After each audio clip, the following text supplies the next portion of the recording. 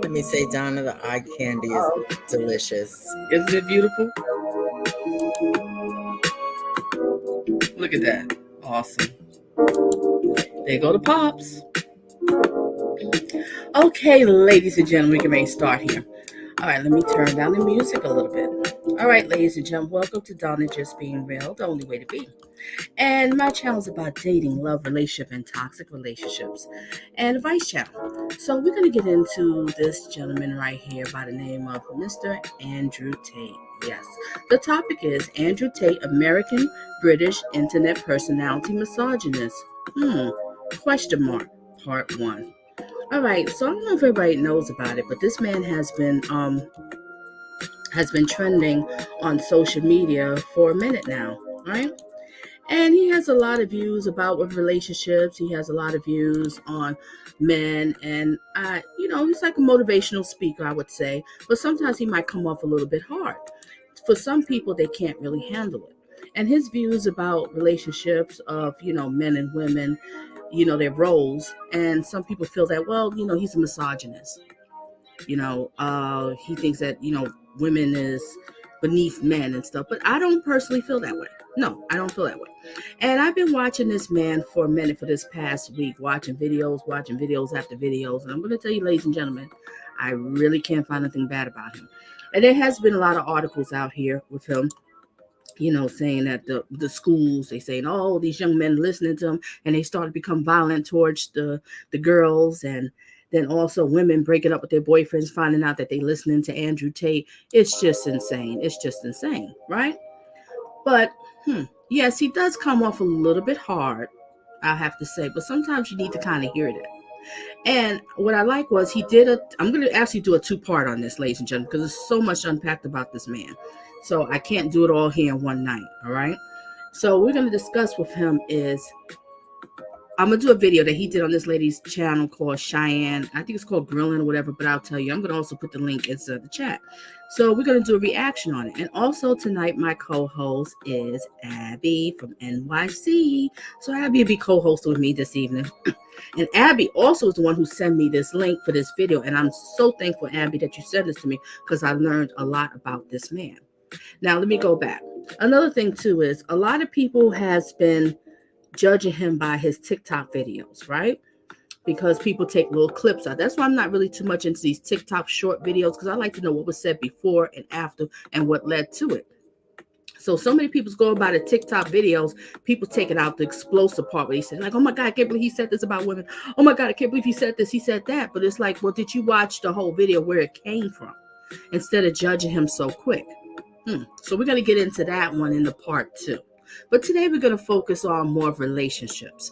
We're going to focus on what he feels the man's role and the woman's role in a relationship, which I agree with a lot of things. There's some things I might not kind of agree with, but hey, I agree with more of the things. All right. And like I said, co-host is Abby. So thank you, Abby, for being here. Always a pleasure. Always a pleasure, Donna. Hello to everyone in the chat.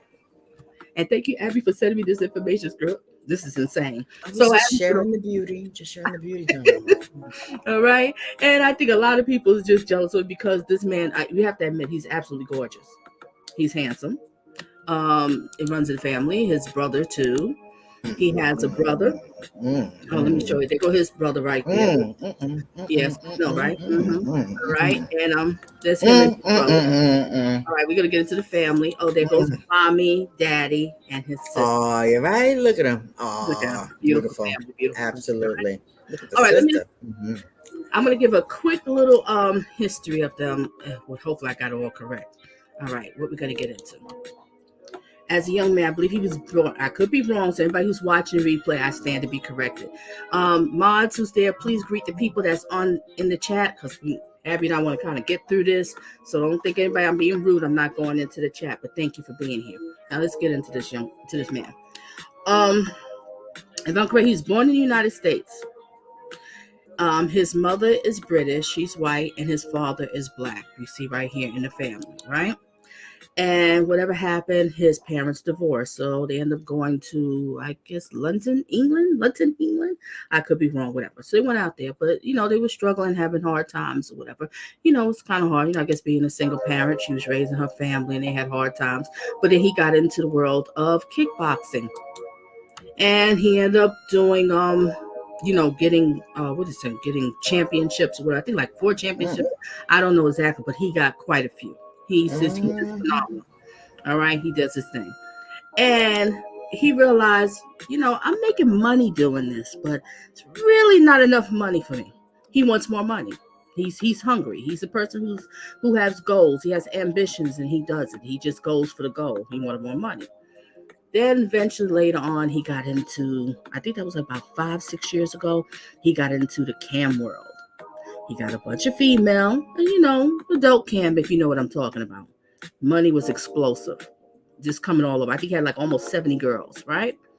Now, people want to say is, well, he had all these women there, and he must have been abusive and controlling them, but absolutely not. He said he never slept with either one of them. Now, one of the young ladies was, I guess she didn't like the way that she was being treated.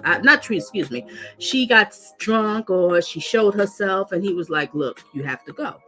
Which I can understand is because you're messing up business. These men is paying to see women out there not to be drunk and throwing up. So he let her go, and I don't think he gave her last payment or last check or whatever. She got upset. She reported him and saying, he hit me, he's abusive or whatever. So the SWAT team comes in.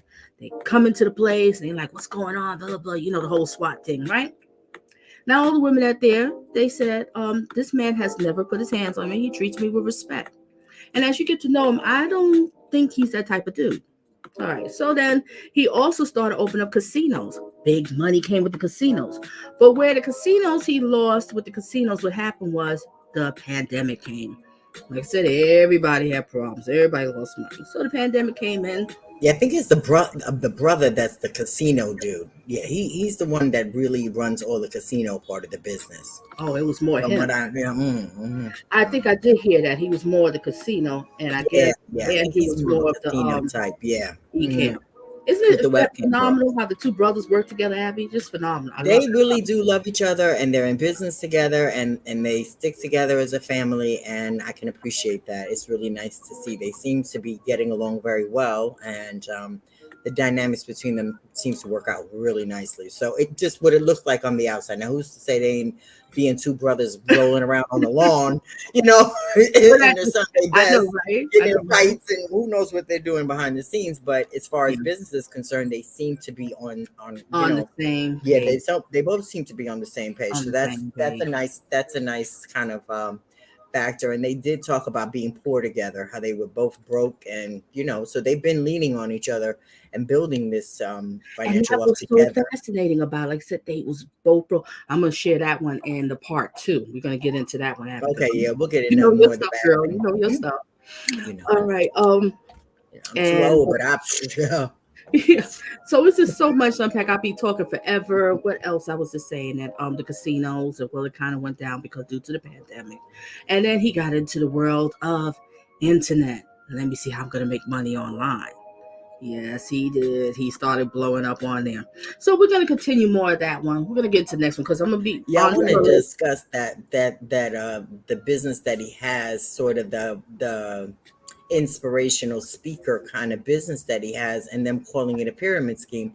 When every time you get a referral link from a company that you're doing business with and turn your friends onto it, and you get a kickback, that's a pyramid scheme as well. So I think there's more of a dynamic to it because the guys in his sort of group, like it's not like Patreon. I guess it's like a Patreon where they pay monthly, and then They have sort of courses, different levels of courses or things, but they're all always promoting his courses. And so they get a kickback too, is every time they bring somebody in. So a lot of those people are online doing it and having, TikToks and YouTube channels and that sort of thing, promoting him so that they can make a kickback. So it's a pyramid scheme, but it's not unlike anything else. Like I always share my Rakuten, and I get 30 bucks every time I sign somebody up, and they get money too. So I guess it's a scheme all the way around. It's a shopping link, and I make a lot of money cash back, and I always tell everybody about it, but I do make something every time. So I don't know why they seem to be coming down on him. I think it's with what he's promoting as far as this male sort of a man coaching type of thing. And I don't know why it seems to be a big deal that the men that are wanting to be coached by him are telling everybody else how good he is too. So I think that's where they're not complaining. Exactly. And he's reaching out to an interesting demographic. He's reaching out to a different type of man growing up young, and a lot of nerds that are sitting online that don't know how to interact with women at all.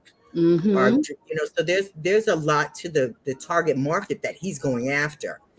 We can't help it, Jack. It is what it is.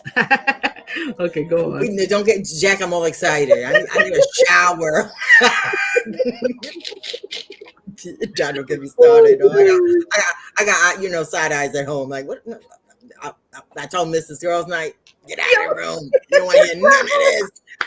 No, you don't. Yeah, but no, I think it's interesting that we're not hearing about him so much as everyone else knew him, and I think there's a real reason behind that.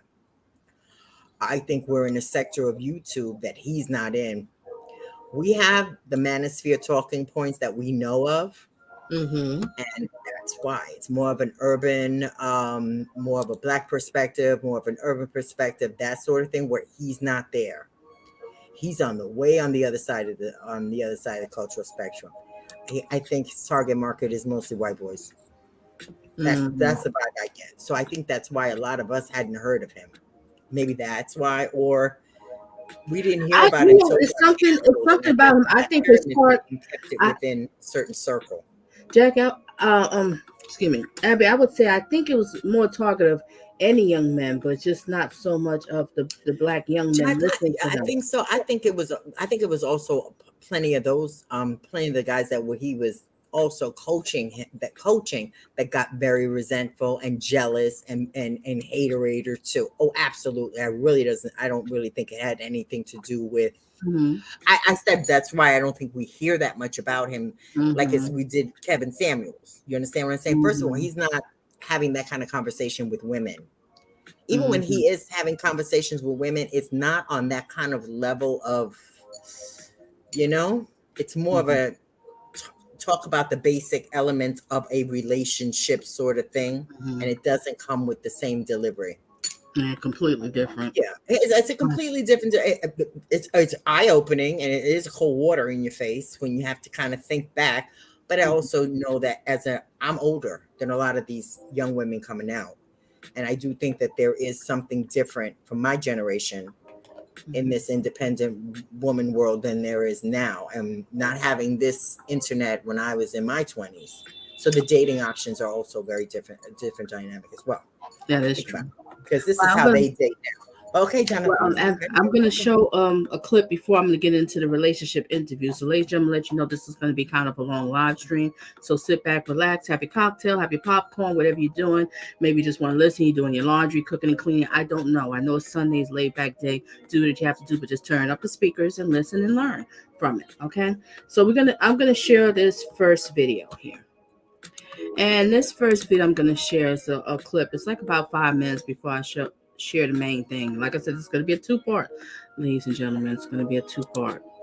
All right. Now. Yeah, him on Fresh and Fit. Interesting dynamic of this show and Yeah, I've and the noticed. type of women that normally hang around up there. That has a lot to do with something too. When we get into further on, I got a couple of other clips I want to tell you and talk about too, but you All go right. right ahead. Go ahead. Awesome. Please do. All right, this one here, he was on the Fresh and Fit, and Andrew Tate reveals the struggle of average men on Fresh and Fit. So I thought this was pretty interesting. It's a short one. I'm going to show this one. I'm going to show another short one. Then I'm going to get into the main commentary about with the relationship. So y'all just hang in there and enjoy and learn.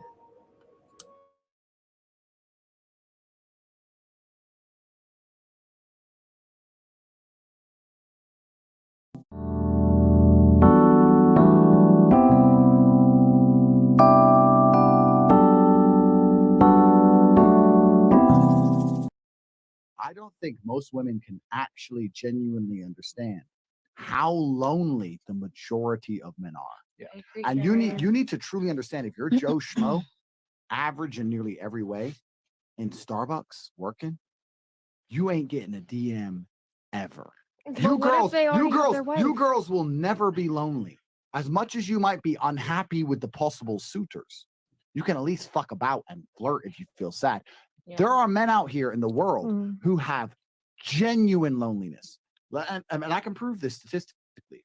Why do you think it's all the men killing themselves compared to the women? But could we blame this on lack of communication? No, we're going to blame this. No. I'm just saying. I'm just asking. I'm just very curious. The men He's with telling you right now. The men with absolutely zero partners, do you know what they try? They certainly try communication. They're trying. You're just ignoring their DMs. Thirsty. Trust me, they're trying communication. Yeah. The reason is that we have to understand we live in a world now, and we've always lived in a world where women have a natural inclination to align themselves with the top tier males. I can prove this to you. You see these chicks, they see a rapper in the club. They want to fuck with the rapper. Do you think they believe that rapper is loyal? No, they don't give a fuck. He's the Don. That's the game. It's always been the game. It still is the game. So when we're talking about how it's harder for men than women, we're talking about the vast majority of men. Because you women, because you're all beautiful and you're all smart, most of you only interact with top tier males.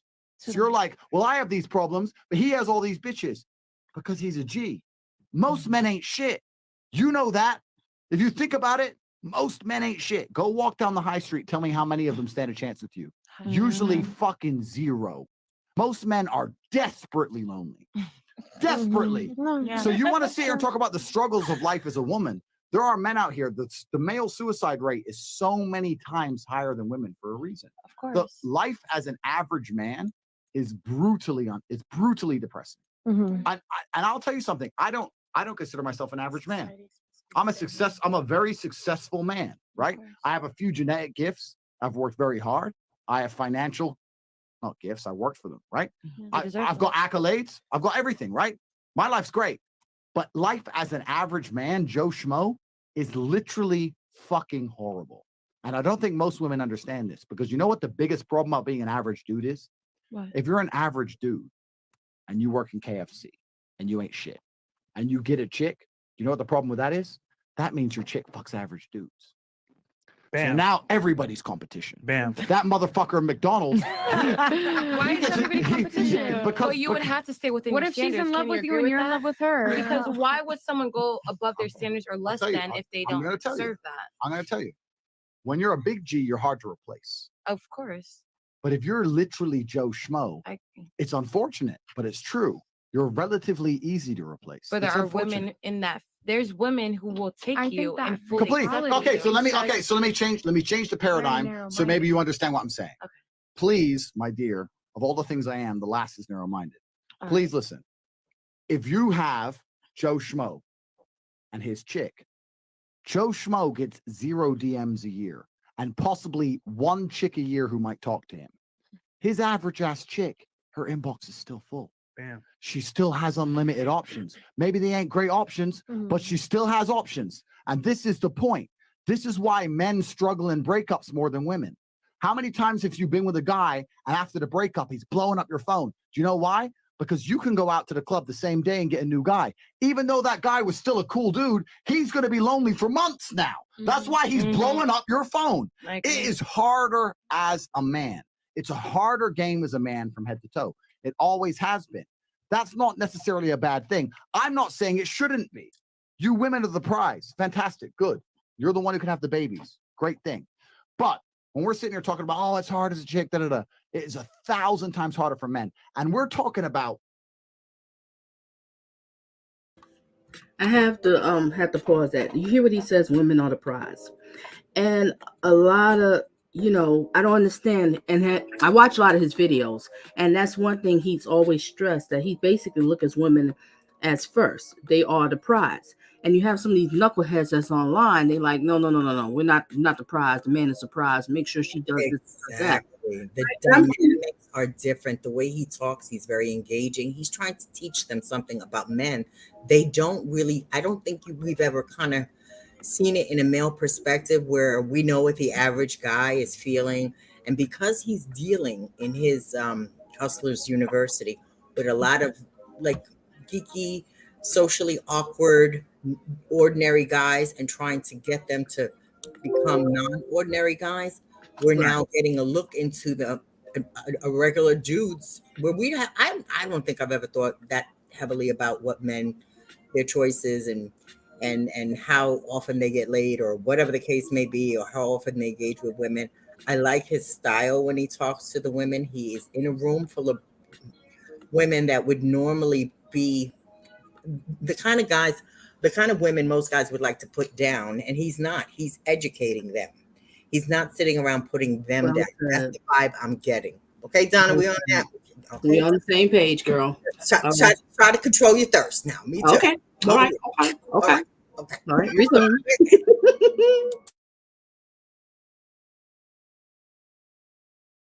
G's of the game. If I were to sit here and send 100 DMs, right? I've got a few followers. I got cars, money all over my page. Hundreds of thousands of followers. I got a blue tick, right? I'll still only get 40, 50% reply. Okay. Imagine I had 300 followers in a Toyota. It's 0%. You guys don't understand. These guys are operating at 0% reply rate. Zero. And it's fucking hard. And you know what the funny part is? It's got that smile of the pedo, I mean, I've got kids, and I would not let my kids around this dude. Agree. I let my kids around Andrew. Look, pedo smile. What happened now? Oh, he was talking about, they don't. Oh, that was just like a little clip at the end, but I just wanted to show you when he was on there. Okay, I have another short clip that I'm going to share with you too before we get into the main one. So just give me a second, ladies and gentlemen. Like I told you, it's a lot to unpack. Just sit back, relax, just listen. Just turn up the speaker. Bring it on, Donna. Bring it on. All righty. Let me share the screen again. Hold a second. Wait a minute. No. Hurtless videos, Donna, please try not to, I can side eye in here cooking dinner, okay? This is hilarious. Oh my God. These people need to listen to this man with some of the stuff he's saying. People have to learn how to take certain things out, not soak up everything. And not personalize everything. Not everything is about you. Sometimes it's they're getting so. Oh my God! And all these women, they're getting so bent out of shape. And I'm like, if you really listen to what his message is, he's all about providing and protecting a woman. That's it. Yeah, we haven't even got to that part yet. I know, right? Let me we'll stay with the perspective where he's talking about men and what he knows about men, and even insecure men, and the willingness to let us have a peek behind the curtain sometimes that is an ordinary dude trying to pop up where he's hearing other places that he so this and he so that, but he has nothing to really stand behind. And I think that that's what he's been working on with these little nerds that he, kind of like is giving masculine coaching to, because a lot of them are smart. They're smart, they're young, and they know how to make money. So they've got that down pat. Now, once they get to a certain point, they're going to have to get their physique together. They're going to have to get their confidence together. And I think that's the perspective I get from him. And why he keeps pushing so much about working out, and I totally agree. Oh yeah, girl. a healthy body is a healthy mind. I do whatever he says. Yes. That's why, like right now, I currently changed my whole workout routine. I'm trying to go. Yeah, I'm trying to be a GI Jane. You remember that show, GI Jane? Push-ups. I want to slide up under there. What? Okay. I'm feeling better. I'm working out. I'm like, Christmas, I'm gonna be a whole completely different person. Is what I'm saying. But doesn't it come from a place where it's not you're fat, you're this, no, it comes from an idea that this is the rewards that you get. This is what's going to make you feel better. This is the same talking points a lot of coaches give you. But I think when you roll it into a ball of something where it's educating you about relationships, about your interactions with things in life, whether it be business, your ambitions, and it's just a different type of refreshing perspective that I think the delivery that he comes from, he's pretty gruff with the guys. Yeah, and he need to be getting into these high schools. All right, I'm gonna play this clip here before we talk about that, Donna. Yeah, we're gonna talk about that. All right, girl, go ahead. I'm gonna play this clip now, ladies and gentlemen. This is another clip. This is one of his most inspiring speeches. He got plenty of them, but I'm just gonna show you this one. Like I said, this is a 2-part, ladies and gentlemen. Let's get it. Why I think I fight. Do I enjoy it? No. Do I enjoy training? No. Do I enjoy cutting weight? No. Am I nervous? Yes. Do I think to myself, what am I doing? Yes. Completely. Unfortunately, it's one of those things you're either born with or you're not. And the only way I can explain it to try and make it make any sense is that if I'm not doing something which is either extremely difficult or extremely stressful, I'm in a perpetual state of crippling boredom.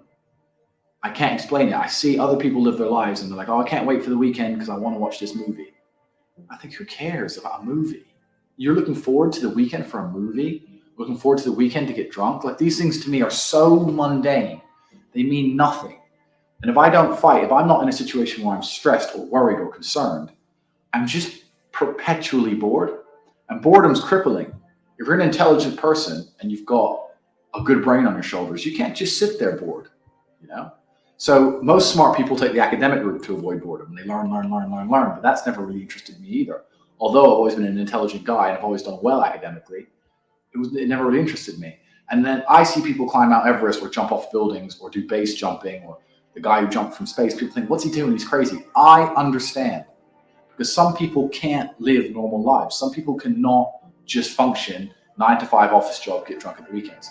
That is not for some individuals, and it's not for me. So I have to find something which keeps me physically tired enough to stop me going AWOL, and mentally tired enough. And I've chosen fighting, because without this, when I'm not in training, I wake up every day and think, okay, what am I going to do today? It's 9 a.m. on a Tuesday. I'm bored. Everyone's at work. I'm bored. And I'll end up doing something crazy. I'll either end up drunk or on the Eurostar, or, it's just a random lifestyle, because I'm constantly looking for never-ending entertainment, and it doesn't exist. I think the only thing that could stop me fighting is if I had enough money to constantly entertain myself. Unless I'm a billionaire, I need something that keeps me focused and keeps me occupied in life. With fighting, I have to train twice a day, and I have to train hard. And the stress it brings in every aspect can replace fun, and my mind is occupied. It occupies me. It's the only way I can try and explain it. It occupies me, and I could never stop doing this, even if I lost 100 fights, because I'm not built to live a normal existence. I can't do it. I couldn't just have a kid with some girl and sit at home and work a little bit and relax. I've never relaxed my entire life. I don't know what relaxing is. It's just not me. You can tell this is older video of him when he was younger, and his confidence and what he's gained from being that kickboxing champion, the dedication. And you know what? He makes a good point about certain type of gentlemen we know that take like very risky jobs, or they like the factor where you never feel like they ever feel any fear. Like a guy that runs into, like firefighters, they run into a flaming building. You got to be a certain type of dude to run to danger and not away from it. And you have to be sort of, uniquely built in a lot of ways. And I do believe that's a good look into the psyche of men. That we know these men, but they're not telling us that this is how they are. We're just seeing them constantly gymming it out, or being this aggressive thing, or always on this macho kick with other men. But then again, he trained to be a kickboxer, so there's no fear, and you're going to get hit, and You're going to have to work out, and it does have to do with your pride at the end of the day. Are you going to be a winner or a loser? And a lot of that goes a long way. So you can actually tell he's come a long way from when he said this to now, where his confidence is built. The body probably looks so. You got it. All that porn you putting up, Donna, all this boxing and these sweaty guys, really, Donna. Look, I'm showing the family. I'm showing the photo. Okay? No, before Donna, before. No, and his dad was a chess champion. That's how he makes it. Yes, Daddy. Yes, we're gonna talk about him on the next one. Daddy. So that's kind of interesting too. That there's always a game of strategy. This is a picture of his fault, everyone. That they do, whether it be physical or mental. And I think that that's a great learning ground too, as far as a strategy. You know, when you fight, you have to have a strategy. When there's some sort of plan or some sort of pattern of how you do things, or even training and that sort of thing to get your body conditioned. And that his father did it mentally in a challenging way is saying something to him too, because he learned to play chess as well. So he knows the art of the move and what's going to happen next, or thinking the next step, and that sort of thing. So I think that there's a lot to be said for how he's come to be the man that he is today, regardless of what people may think. I'm sure there's shady aspects of him we don't know about, but for the most part, I appreciated his conversation with the women. Absolutely. And like you just said, everybody, there's no one out here that's perfect. And that was really fascinating about him when I was learning about, because I'm the type of person, I like to go deep. I like to go back into their past. I want to see right now the past, because I think a lot with your childhood, the way you was raised, your environment has a lot to the way you're going to turn out to be. Some people, because like I said, he started off, he was, basically struggling. He was practically like, struggling, him and his mother, his siblings. They didn't have much money. They didn't have much to eat, all this kind of stuff. And then look at him. He just got angry off of it. He was like, look, I'm going to do this. I'm going to do that. I want this. I want that. And he realized you have to work hard for it.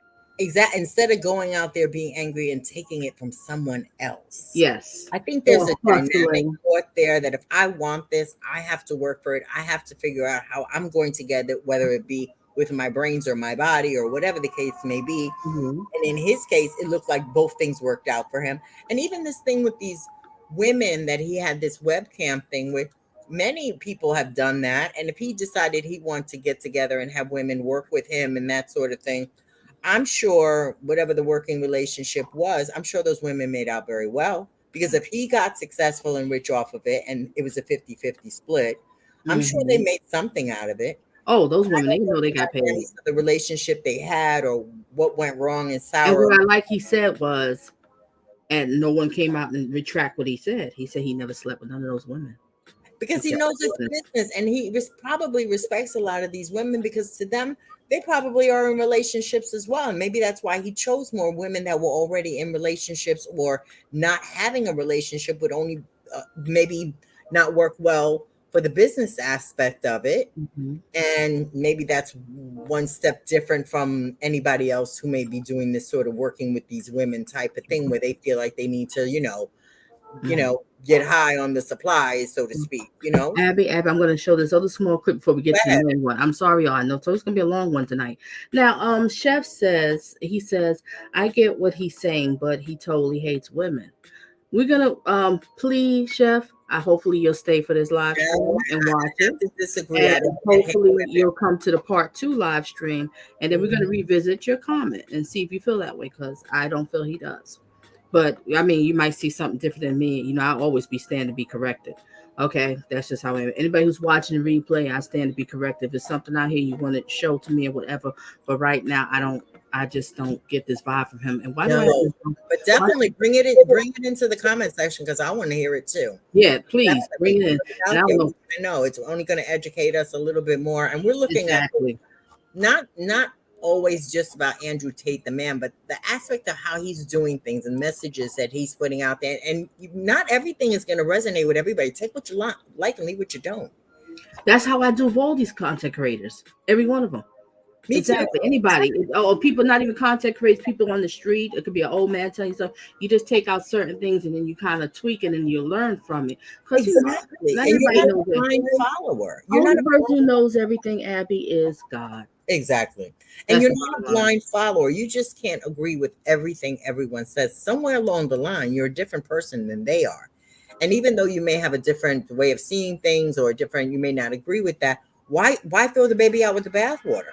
Like why not, take on the elements and definitely let the person know we may not see eye to eye on everything, but I'm second Abby. Oh, so Chef said he know them from he know about it for a minute. Okay.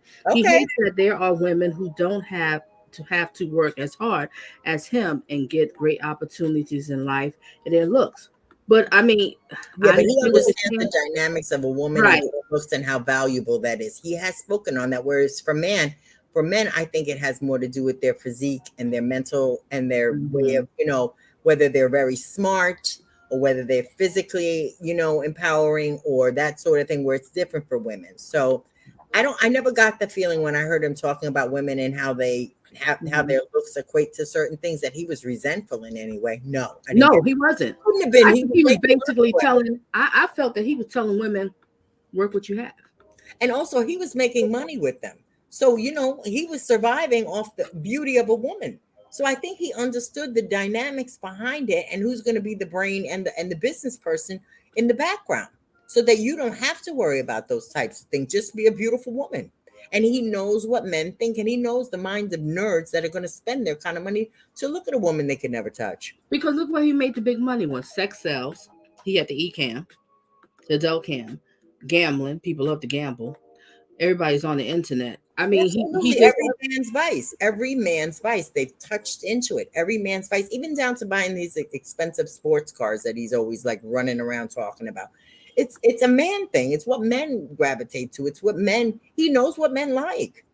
From the nerd to the rich guy. He's experienced, from the broke guy to the rich guy, and who's experienced it all? Him. Yeah. Somebody who was out of shape. Now, I don't think I would have really bothered with this too much if he was born with a silver spoon, golden spoon. He was rich. I probably whatever. But what I hear about his childhood and what he went through, and the divorce, the parents' divorce, and this and that. And then him being broke himself without his parents, just as an adult, and struggling with that, even on his own.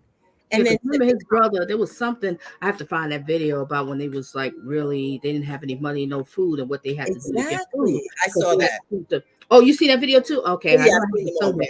And he had to keep the protein up because he was boxing. They was like, that I ain't gonna die. So exactly. All right, I'm gonna show this clip before we get to the main one. Oh, this is interesting. Okay, let me play this clip here. It's a short one. It's like under 3 minutes, and then I'm gonna get into the main clip. Let's get it, ladies and gentlemen. I talk about G mindset. G mindset is absolutely and utterly the most important thing. This is actually quite funny. A girl I was dating once, she said to me, you remind me of RuPaul. And RuPaul is a famous fucking drag queen. So it's not very good. I was like, why? She goes, because he has a saying. He said, I always knew I was famous. I had to wait for the rest of the world to catch up. And she goes, you have the same mindset. And she said this to me before I had nothing, because I told everyone I'm going to be world champion. Years before I even had a British title, before I even had an English title, I just started fighting. I was like, oh, I'm the next world champion. Yeah. And I just started saying it, but I said it with genuine conviction. I knew I would be the best. I genuinely knew I would be the best. You have to understand that this world, everyone constantly tells you, do not be arrogant. Do not have an ego. When I had my Twitter, I put my ego into overdrive because I found it entertaining. But people will constantly tell you to not talk in a way which is full of conviction. People do not like you to be arrogant and have an ego. This is the worst thing ever. Let me tell you a fact, the number one facet of the G mindset. Your life is never going to be worse if you walk through the world believing you are the fucking man. You wake up, look in the mirror and go, I'm the fucking man. I am the man. There's no one on this planet who can do shit I couldn't do if I put my mind to it. I don't give a fuck how good you are at piano. If I decide to play piano, I would be better than you at piano. And I believe that. I don't just say these things, I fucking believe them. And when you go through life believing you really, really are the man, there are very few downsides. The downsides are everyone's gonna call you arrogant, everyone's gonna call you a dickhead, everyone's gonna say he has a big ego. You're gonna lose a few loser friends. Who cares? What you are gonna gain is other people on the same path. You're gonna gain other people who think, yeah, well, I'm the fucking man too. This guy's the man, I'll make some money. That's what's gonna happen. So the first thing you can do with your G mindset is you need to start believing you are the fucking man. Even if you're not the man yet, even before I was world champion, I knew I was going to be the man. So I don't give a fuck. And I was happy to say that to anybody. When people called me arrogant and stupid and deluded, I just sit there and look at them and say, yeah, fuck you. I'm going to be the man. So yes, the game is rigged. Yes, the rich are always going to get richer. Yes, the poor are always going to struggle. And that's the way the game is set up. So you still need to find the best move on the chessboard. There's no point sitting there saying, I want to play a different game, because that's never going to happen. Because the people with the money are the people who have the control and they have the power. And why would they have the game set up any other way? Why would they change it? Yeah. It's also the basic of economics. I think a lot of people don't understand the true basics of economics. And the basics of economics state that even giving money to the poor, that ends up back in the hands of the rich. There's no way to stop the rich getting richer. I've already explained this before. But I remember during COVID when they did the stimulus checks and they passed out all this free money to everyone, $1,000. In England, they gave a lot more money. But in America, everyone got like $1,400 each and everyone was happy about it, saying, oh, he's giving money for the poor. Yeah, but what do those poor people spend that money on? They either, well, Amazon stock tripled because they all went to Amazon. So Jeff Bezos got richer, right? But the fact is that there's less companies than there are people. All those $1,400 checks amongst all those people at the bottom ended up in the hands of a few companies, and the rich got richer, and you can't stop it.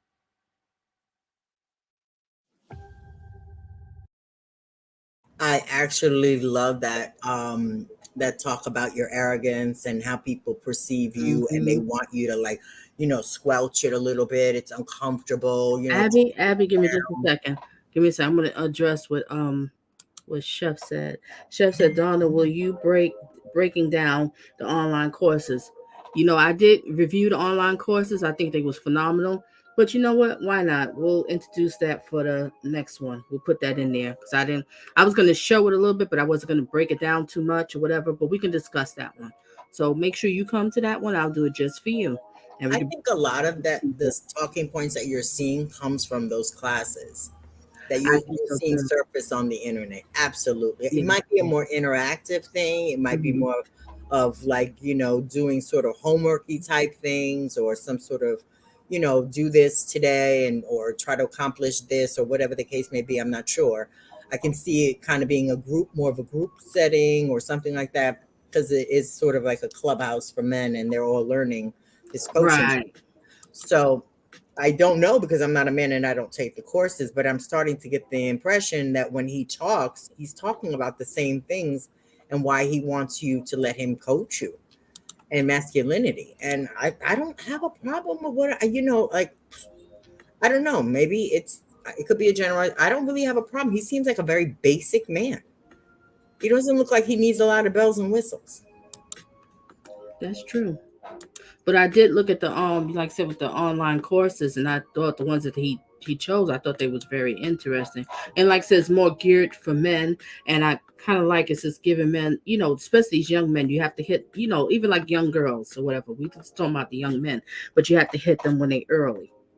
Put some stuff in their mind. And I like the fact that the courses seem to talk about looking at yourself, not looking at everybody else. Like focus on working on who you are, working on what's going on in your life, working on the aspects of your life, not just sitting around talking about how, oh, those people are bad, those people are this, those, just constant put down while you're sitting there with a beer belly and you're not even socially, you're so socially inept with women, but you're going to blame everything on the woman when you're, kind of not right. All right, well, we're going to get into the main topic. All right, Abby. All right, I'm going to have to say there'll be times that we will pause. Abby might want me to pause because she might want to say something, and I want to say something, but I really want you to watch this because you learn a lot. This is more focusing on the relationship. Now, what I'm gathering from is Andrew Tate on Cheyenne do not get along. Can I go ahead. Start this. I want to say something because I've been taking notes. On the things I love my girl. She's taking notes. See, that's I'm taking notes with my eyeballs too. But yeah, I'm taking notes. And I noticed something that when he talked about the men and their struggles with depression and the ordinary guy. And I thought that was very interesting that he sort of, like I said, gave us a peek at that, which there's a lot of aspects of that I never thought of as a woman. You're mostly thinking about your attractiveness or your desirability or that type of thing. But then he always harkens back to this idea of competition between men, mano a mano competition. Don't be sitting there whining and trying to compete with a woman. You need to be competing with other men for the type of woman you want and work on yourself so you can get the type of woman you want. Yes, I agree. Right, go ahead. You're right. You just brought a great point. So many men competing with women. Stop competing with women. Compete with men. You know, and this The is one thing energy he is talked about. real bitchy out here. Because when you listen to these knuckleheads, these clowns on this social media, and it's like, why are you bashing so much women? Compete with the men. What are you worried about the women for? You know, women stay in your lane, men stay in your lane. Everybody has their role, but we're going to get into this one. All right, so now this one here is called Andrew Tate and Cheyenne Do Not Get Along. I'm about to sneeze. Oh, boy. Excuse me. Oh, that wasn't cool. All right. And I'm assuming that this show is called Grilling, and it's more of her going on interviews with guys, and she just acting like it's a first date, and she getting to know them. All right. So this one here was set up that it was like a first date. He's meeting Cheyenne, and they're going to talk about relationships. It's going to be like, you know, if they was a couple, they meeting, getting to know each other. He's going to share his thoughts to the questions that she have, and she is going to basically a little bit combative. But you tell me what you think. All right, so ladies and gentlemen, let's get into, like I said, my pause now and then, because Abby might want to share her thoughts. And thank you, Chef, Abby, for saying this to me. I get you where you're coming from with the rhetoric and things changing and feeling like people are pandering. But what I saw from when he started talking about his kickboxing career and his working out and this and that and all that, I saw growth. I saw more growth than, because he's still saying the same thing with a different type of matter of factness about it. So to me, it looks like growth. Now it could be pandering. Yeah, we want all the evidence you got, Chef. Right, Donna? Yeah, bring it. Because I've been going on with this man for about a week, watching all his videos, binging out at work, listening to him at the gym, listening to him, just listening. I was driving Jack crazy. I'm like, Jack, I can't find nothing bad. I'm like, what's going on? What's going on? Jack. You know, I'm getting side-eye in here, so I know Jack was like, here we go again. I just kept talking about this. I'm like, I can't find nothing. And that's why I postponed I rescheduled the live stream for Thursday, because I said, hold a second, it was new things I was learning, and I would have went a whole completely different angle. That's why, like, a lot of things that's trending, I kind of wait a little bit later to see if more things will pop up. Everybody wants to jump and we get that clicks and views. Take the quality route, Donna. You don't have to get it now. It's in cyberspace. If somebody doesn't pick it up for 6 months to a year from now and it explodes, what difference did it make if it happened back then and now? You know what I'm saying? Exactly. And also nothing too, I have sons. So this is interesting. All right, now we're going to get into the main topic for tonight. This is going to be very interesting. All right. So we're going to get into this main topic. Make sure you relax. Like I said, it's a long one. I got y'all here for the night. Hope y'all can stay. If you have to leave, you come back to watch a replay, you know, and all that good stuff. All right, let's get it.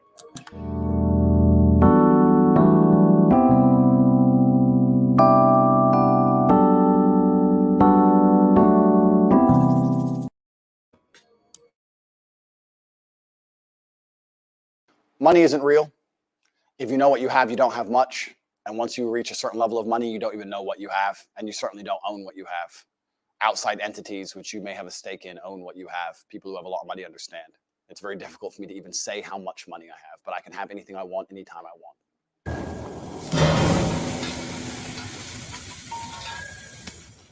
Hi, I'm Shine Reynolds, and I'm still on the lookout. I've had some good dates. I'm liking my views, like, you know what I'm saying? It's all good right now. Charmer, ain't ya? And I've had some bad dates. How do you think you've done on the date?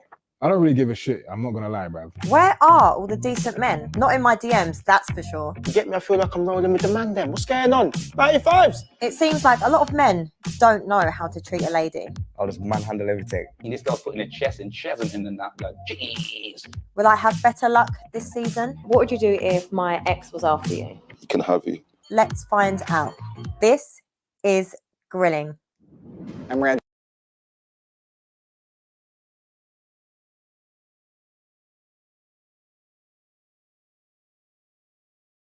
Tate the third. I'm here because I was invited. Is that a good answer? That's fine. Yeah, I was invited. So I thought I'd come along. Why not? There's already love in the universe. I've already found love. I found love with reality, my friend. I'm already in love. I'm in love with waking up every day. You know, there's people who are trying to stop me breathing and they've yet to succeed. I'm already in love. Life's great.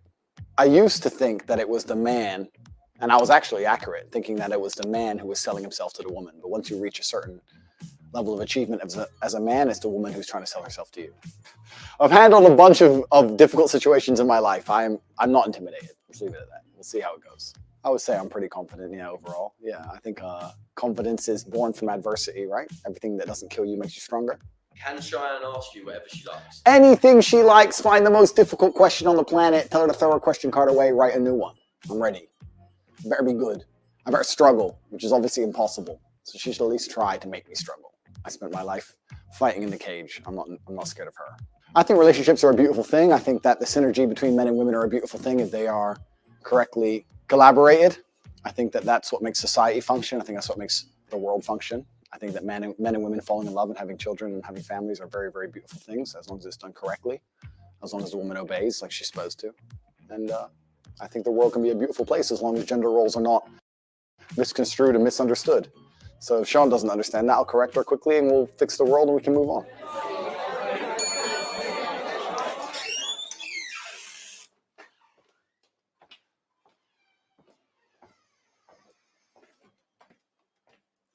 Very nice to meet you.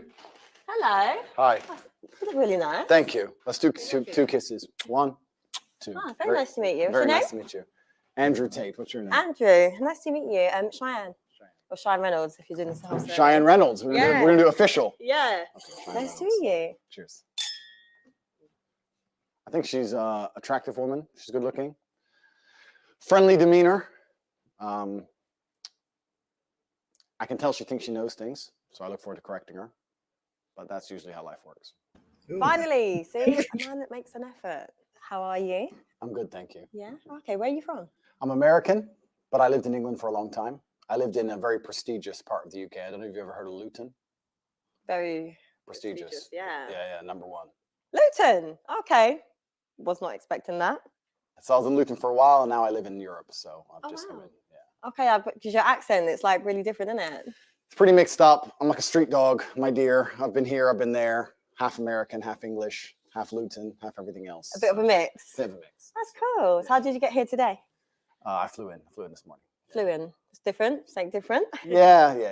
Jump on the jet. You flew in on a jet. Who is this guy? What about you? You have a mix, no?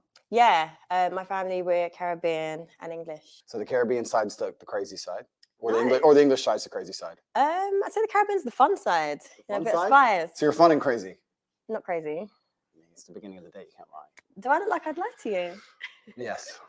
I'm not a liar, actually. You're not a liar. Everything you tell me for the rest of this episode is going to be a complete truth. Yeah. Promise me. Yeah. Say I promise. I promise. No, I really promise.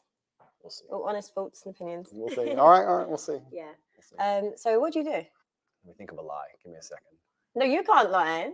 You have to tell the truth. I don't have to tell the truth. Why? We already agreed. You're telling the truth. There's only one of us can tell the truth. One of us can lie. That's not good stuff. I'm a shoe salesman.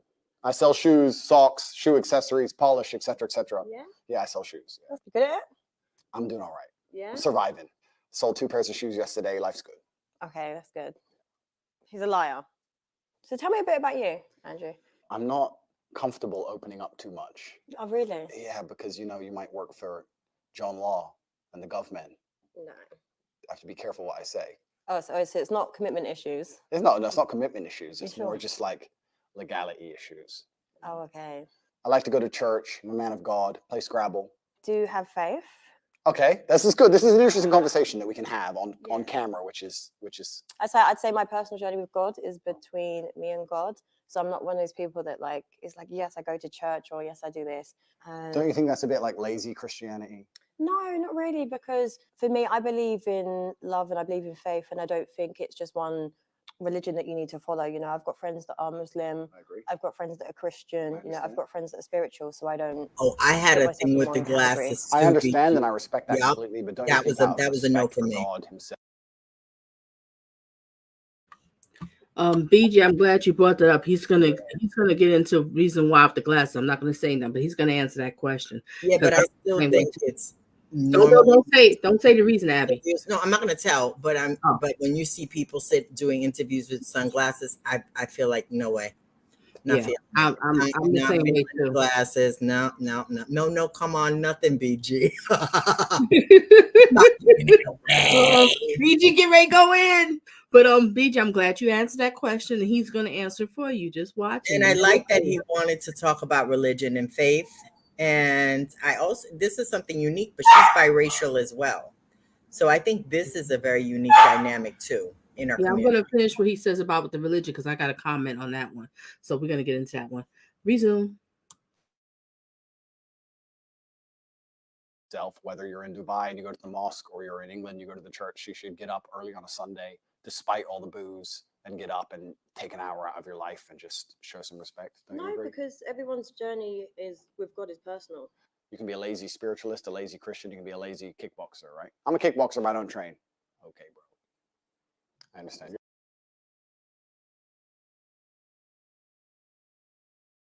Okay, so while you're in the commercial, Donna, yeah, I want to make a point where he always harkens back to like a sort of disciplined aspect of everything, whether it be going to church, whether it be working out, whether it be certain aspects of business and relationship. He always harkens back to this discipline of things. And yeah, everything is a discipline. And then he said, "You got drunk on a Saturday night, and you're hungover. You don't want to go to church." And you know what? I agree with him about with the church thing because I know it's a lot of people. They say, "Well, I believe in God," and they know so much about the Bible, but then they turn around and they say, "Well, I don't go to church because such a reason." And I'm like, "Well, I understand. There's a lot of churches out here that do rip off people. You got a lot of fake pastors, but you're telling me there's not one single church you can find that will just preach the word of God and they're not trying to rip you off and they honest." You tell me every church out here? So I like the fact that he says, as how he's going to say he's a religious person, but he doesn't get up to go to church. And just like he said, I'm a kickboxer, but I don't train. It doesn't add up. So I really did like that point that he made. Yeah, so all y'all people that don't go to church, I don't want to hear it. Don't start banging at me. I'm just saying I can understand that. I don't care if I don't care whatever religion it is. If you say you this, why you don't follow? Because his thing is, it's like what? It's one day out the week, exactly, for an hour and a half, right? Just to go to church, right? I mean, you go to work for why? To work to make money, right? You work out why? To get a healthy body. Well, then give a little time to the Lord, to your spirituality. Spirituality, whatever. I don't care whatever religion it is. So I never really understood that. I'm not saying you have to go to church every Sunday, but you are going to church every day for work. I mean, you're going to work every day, right? I do have a different kind of philosophy of how I worship, but I do understand where he's coming from, and I like the analogies that he made in reference to like you partying on a Saturday night or some sort of discipline or some sort of reasoning behind it, as in comparison to what you think your reasoning should be. So I kind of appreciated that, and that the topic was brought up on the date night thing. I like that. And believe me, what she just brought up, that's something I would bring up too on dating. All right, resume. I'm not lazy. Do you have time for God? Absolutely. That's good. Do you get up early on a Sunday? Completely. That's good. Every single Sunday, of course. That's amazing. And I think that being religious is a beautiful thing. And I think that a lot of people try and say they're spiritual or they're religious in a way, copping out on the 1 hour a week. It just feels a bit lazy to me. I think you can always find an hour a week. Yeah. No, you definitely could. So maybe God sent me here to make you go to church. Maybe you're here to enlighten me. Maybe that's why. Yeah. What kind of man are you? What's the spectrum? I need you to quantify it for me. Who's at the bottom and who's at the top? For me, I'd just say top, like a high value man. What would you say constitutes a high value man? A high value man is someone that is successful financially. I'd say it's someone that's got a lot of integrity and good morals, that is very well respected, is very sure of himself, but also is a very family orientated man. That's for me, a high value man. Okay, it's fine. I'm a high value man. He's very sure of himself. Everything she said, what she sees in a high value man, I agree with, but that money part doesn't have to be high value. Just that's that Kevin Samuels talking point, please. Oh God, I don't even want to talk about that nutcase. Oh, sorry. It's not about compatibility. It's not about your integrity. It's all about your money. And not every rich guy is a good guy. Exactly. All right, resume.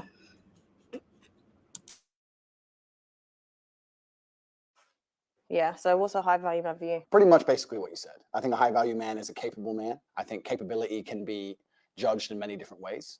And capability is something which varies depending on the situation. You need a man who is capable of doing lots of different things that he doesn't do very often. You need a man who's capable of being violent when the time appears. Of course, you need a man who's capable of making money. You need a man who can kill somebody and hold a baby in the same day. You need a man with a very broad spectrum of qualities and assets and capabilities. And this is actually what the most difficult thing about being a man is. Most people, when I say most people, let me change that. Most females don't respect how difficult it is to become a high value man. Because to become a high value man, you need to have so many different qualities and so many different capabilities. It's a very difficult thing to do. You need to be funny and smart and charismatic and interesting with stories and strong and rich with a nice car and a nice apartment. Whereas to be a high value female, you need to be hot.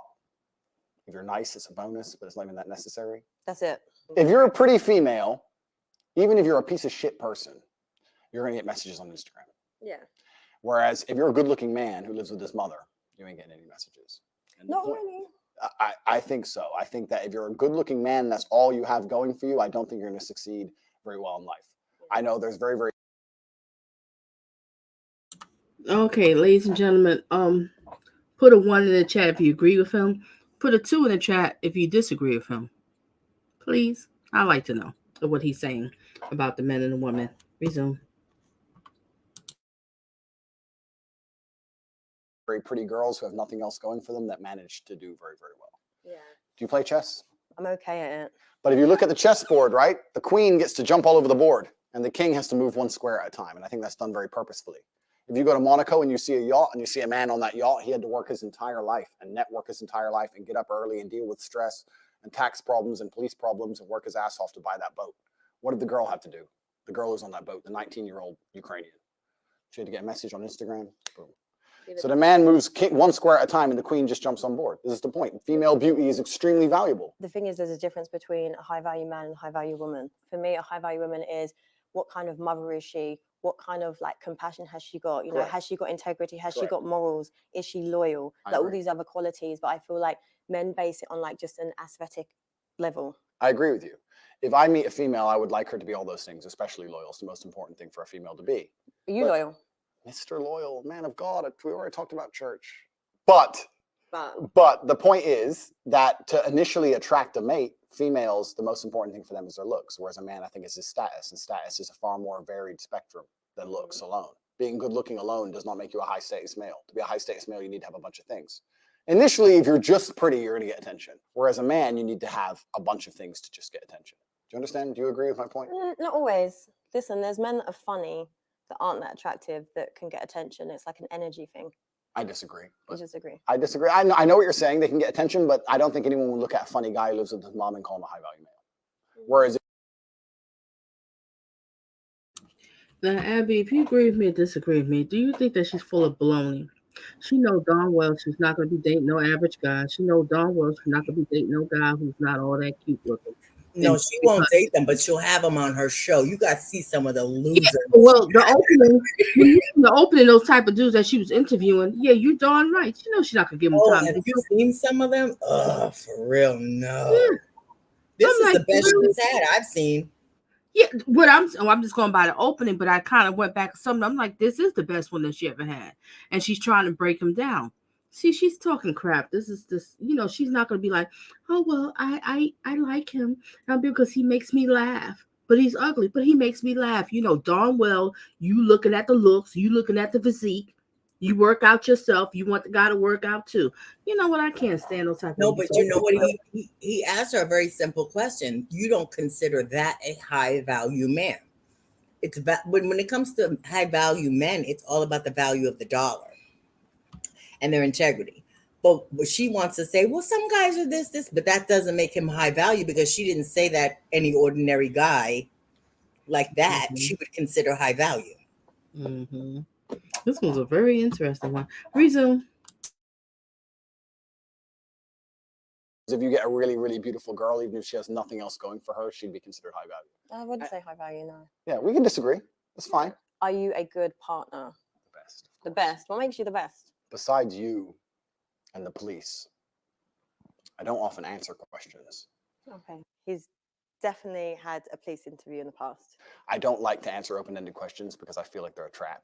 Why?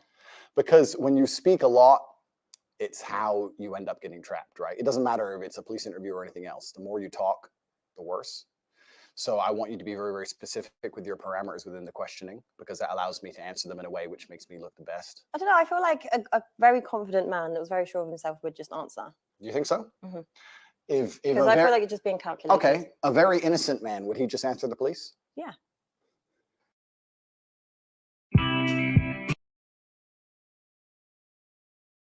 I have mixed feelings about that last whole thing and the whole like police and terror. But he knows he is right about one thing.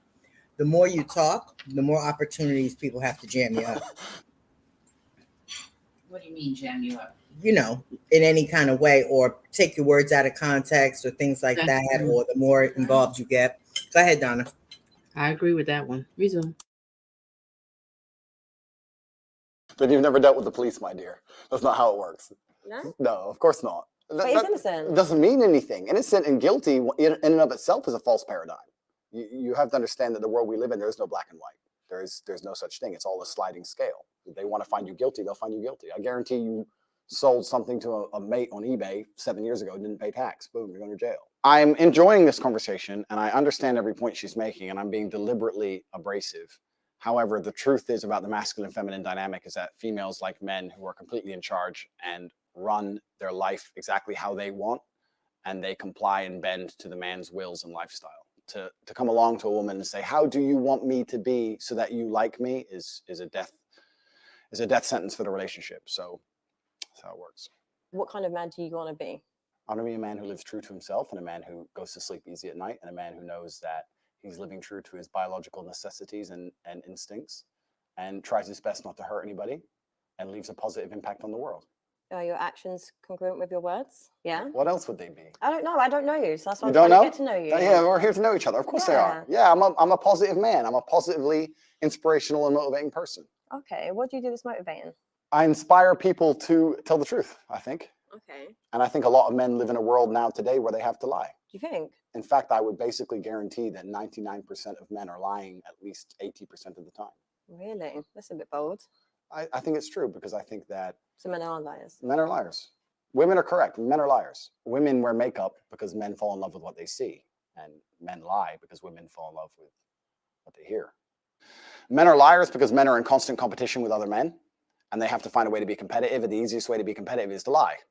If you can sit there and convince a woman that you're rich because you bought her $100 or £100 meal, that's what you're going to do. It's a lot easier than becoming rich. And women believe it. And as long as women are stupid enough to believe it, men are dishonest enough to lie. For me personally, I'm the type of woman that it's actions rather than words. I don't get like phased by. Actions can be a lie. You think flowers can't be a lie? You think flowers, 25 pounds on a phone call to some dickhead delivery dude can't be a lie? No, but there's some like good men that wouldn't even enter the head that that's a lie. So I feel like everything you're doing is just very calculated. Life is calculated. All It's men not. lie. It's really not. Men Like, lie it's actually because, not. yeah, life at the upper echelons, at the highest echelons of life is absolutely and utterly calculated. Every single man at the top echelon of life is a calculated man. You don't get there by accident. Okay, so do you want to get to the top? I'm already at the top echelon of man. And when you're at the top echelon of man, it's a very, very calculated process. You don't get there by accident. Nothing good in life happens on accident. When you say men don't lie because you believe in actions, I'm saying a lot of actions are lies. Am I high value women in your eyes? You're very good looking.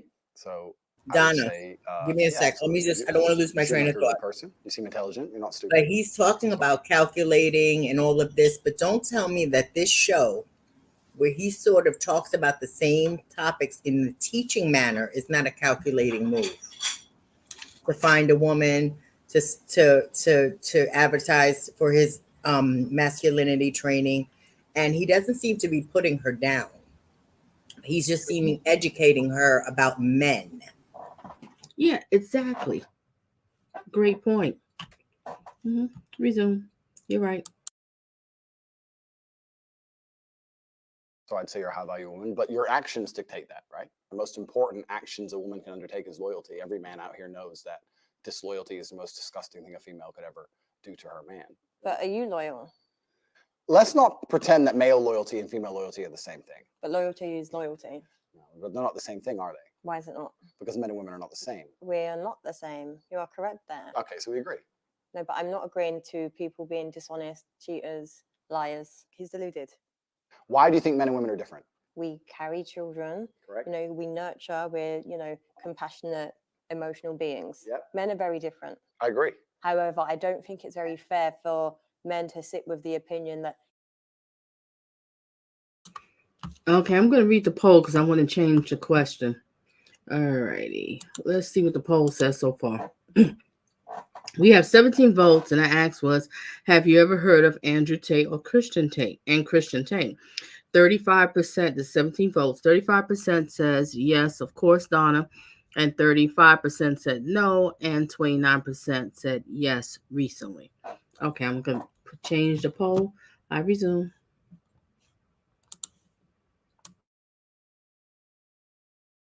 Okay, Donna, It's I saw your acceptable private for chat. men to cheat. I didn't even say that, but I think if we, as intelligent, logical beings, as you are and as I am, if we agree that men and women are not the same, then our paradigms on how we enact in certain regards cannot be seen as the same. So, right? if I'm with you, Correct. Yeah. and I then cheat, That's disgusting. I can't believe you even said that on YouTube. You see, you just said that on YouTube.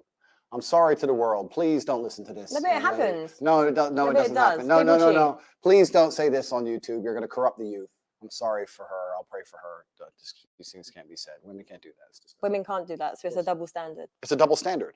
But life is full of double standards. Yeah, but it doesn't mean any, like, listen, regardless with your philosophies and everything that you keep It's not my philosophies. No, but I'm saying, okay, life is full of double standards. Correct. I understand that. But in a relationship, Correct. it's a partnership. Yes. Right? You and me, we're together. Since when? You know what I'm saying. When you're trying to build a partnership and a life with someone, Yeah. the end goal is you two together. Agreed. So why cheat? I know. I understand where you're coming from. My point is that relationships and life is full of double standards as a whole. A man's going to pay for everything everywhere you go, right? It's his duty as a man. Do you agree? No, I do like traditional. Okay, so you agree. So you're traditional, right? So if you want to talk about traditional, let's talk about tradition. Every single man since the dawn of human time had more than one woman. Every single king, every single emperor, every single sultan, every single conqueror since the dawn of human time had more than one woman. All of them. Every single one. Read a history book. Read the Bible. It's all in there. The Quran, all of it. You want to talk about tradition, it's all there. The only reason your mind is different, the only reason you believe differently is because of society. Society's come along and told you something. Yeah, but society, we can change. Like, the world evolves, things change. The world evolves. Yeah, that's right. Now men cut their dicks off and their chicks. You believe in this shit? You got the vaccine? You believe in any of this crap? It's all a lie. I feel like life's about choices. Life is about choices. Correct. My point is this. If I had a woman, I would decide not to cheat because I decide. However, I would not see my infidelity as nearly anywhere near even 1% as disgusting as female infidelity, because female infidelity involves emotion. You will not sleep with a man you don't like. I can sleep with a woman I don't like. It's a completely different thing. I can be head over heels in love with a woman, ready to die for her, ready to take a bullet for her, protect her, give her all the money in the world, make sure she has a beautiful family, a nice big house, all of it. And I'll still f that bitch. Watch me. A woman won't do that. So don't lie to me and pretend. No, you won't. Any woman who will sit here and say, I can f dudes and not care about them is fundamentally broken. Her soul is broken. Okay, well, she's broken then, but she's still doing it. Well, if she's broken, she ain't anywhere near me. I don't want no broken bitch near me. I'm definitely sure women would cheat on you. You think so? Well, those are the kind of women I will not associate with. Females shouldn't even want to cheat. And the reason women can't cheat is because there's no way to ensure paternity if a female's cheating. Modern science in and of itself, just because you can now find out who the dad is, doesn't undo 5,000 years of human evolution in which a female had to be loyal to one man so we knew exactly who the father was. If a man has multiple partners, you know who the mother is, you know who the father is. If a woman has multiple partners, nobody knows who the dad is, nobody wants to look after the kid, and a woman with a child without a father or without a man around in the ancient world was toast. He talks a lot of nothing. I would never, ever be with a girl who...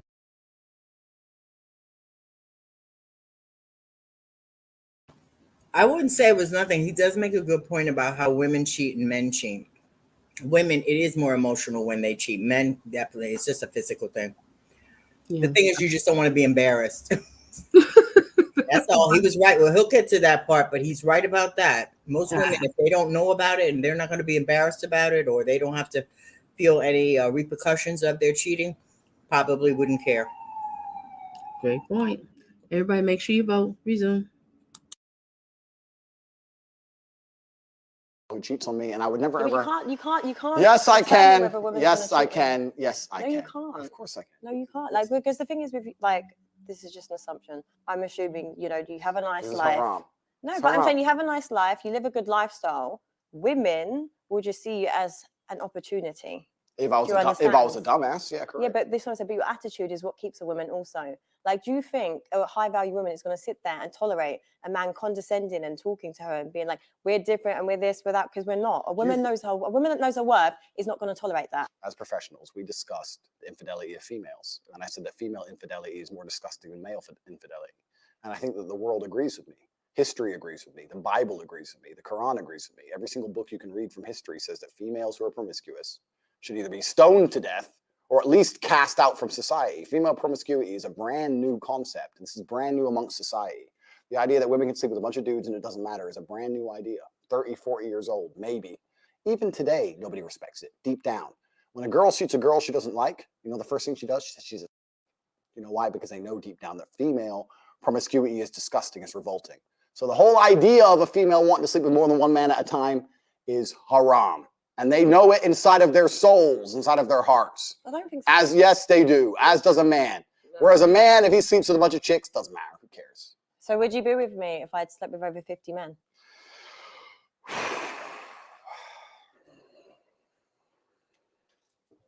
I'm a high value woman, right? You said it yourself. How can you be high value if 50 men have slept with you? What if I've just been single for a long time? No, unacceptable. Why is it unacceptable? Haram. A body count is probably the #1 most easiest way to judge the value of a female. I actually think that no, I'm going to say this. I think 99% of the world's problems, and no one's going to understand this, but if you can extrapolate, if you can listen to this statement and extrapolate it out towards society at large, I think 99% of the world's problems would be solved if females walked through life with their body count on their forehead. Because it would prevent all of the disintegration of morals. It would prevent so many things about the world. But you know what? There's like a lot. And women would be like, to be with me as a man, I don't want to put another number on my forehead. You have to be a good man. They wouldn't stop fucking these idiots and stop being idiots. And all the idiocy would disappear. All the degeneracy would disappear. Families would return. Virgins meeting their first man, staying with him her whole life and being proud of it. Couldn't we go back to such a beautiful age? All we have to do is start putting numbers on girls' foreheads. We could fix everything. That attitude is disgusting. It's not about women's body count. That would not like minimize any problems. Men like you are the problem, Andrew.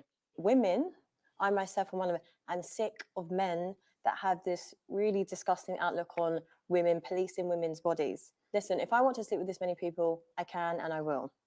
Yeah, but what you're not getting is there's this whole hyper toxic independent movement of women, right? We are doing things because it's kind of, now it's our choice, but it's kind of like by force in the sense of it's like we're so liberated because we're literally exhausted with men on their power trip, on their this. So it's like, oh, if you can do it, we can do it. But this is what I said, but you men that think the way you think have created that. I understand your point. However, you're wrong. She thinks I'm arrogant. I'm being arrogant on purpose. I must admit, annoying her is kind of fun. I think that, you know what? I'm being so nice. I'm being so nice to you. I say I think instead of I know. This is him being nice. The answer is I know. I know. Females who... I don't know if anybody knows that, but I like what he says. I'm being nice to you. I usually say I know, but with you, I'm saying I think. Listen to everything. Resume. Point, Donna. Didn't notice that. Yes. Yeah, I noticed that the first one when he said that, because after I was watching a lot of his videos, I said, he's going the way he interacts with women. It's always in a but this is like harking back to what I was saying. If this was a date where there were no cameras rolling, I don't think this conversation would be all about teaching her what men are like and what women are like. I do think the conversation is geared towards the idea that they're both internet sensations and, known on the internet and that sort of thing. But he is handling himself well. And I do believe that there's a lot to learn from him. Well, I learned a lot from him. Yeah, just the way, okay, I never thought about it that way. Especially as a women, we think we know everything about men. And it's like, when a man says certain things, like, well, I never thought about it that way. All right, Donna, go right. You need the evidence. Bring the evidence, Donna. Resume. Sleep with lots of men. First things first, I don't think that women naturally, intrinsically want to do that. I think that's societal programming. I think that women... No, I agree. This is what I'm saying to you. Like, there's things that you're saying, like, I don't disagree with certain things you're saying, but going back to my point, it's like by force, like, it's to prove a point. It's like this power struggle. Like I personally don't want to sit and sleep with loads of men. I don't care. Like Good. I don't. We're getting somewhere. You see, God, Jesus, I'm getting. I have to pause again. What kind of annoys me about her, she'll ask him a question, but she will not let him finish the answer because it's not going to what she wants to hear. That's what he was, back to what he was saying about doing more talking than listening and how you can get tripped up. If she would just take a moment to listen to him. But I think this is the back and forth banter that needs to happen because she is coming from a independent woman's perspective. So she wants to challenge everything he talks about. Yeah, if she could just let go of that for just a second, let him finish, and you'll see. Everybody who's watching, she need to let go of a lot of things. Wait till we get to that part. I'm gonna be all over it. Go ahead, Donna. Bring the evidence. Oh my gosh, I would have never interviewed like this. You should. Never mind. Resume. Please, little by little. Got 2 hours left. Give me some time. I'll fix it. No, but if I want to, then I'm going to. Sorry, but that's where you need to little understand. Little by little. No, but genuinely, but that's what you need to No, understand. you will not. God will frown upon you. You can't do that. And you. What do you mean, and me? It doesn't say in the Bible I can't do that. Read the book. I can do whatever I want. I'm a man. Women can't do those things. It's disgusting. I can't believe you're poisoning the youth on YouTube. Why is he shouting? The idea that a woman can sleep with as many people as she wants just because she wants to is wrong. It's absolutely wrong. Every man knows it and every woman knows it. Women should not do that. And the whole idea and the whole concept that females can adopt the promiscuity of males, because males have always been promiscuous. But there's actually a lot of men that are like good, loyal men, just so you know.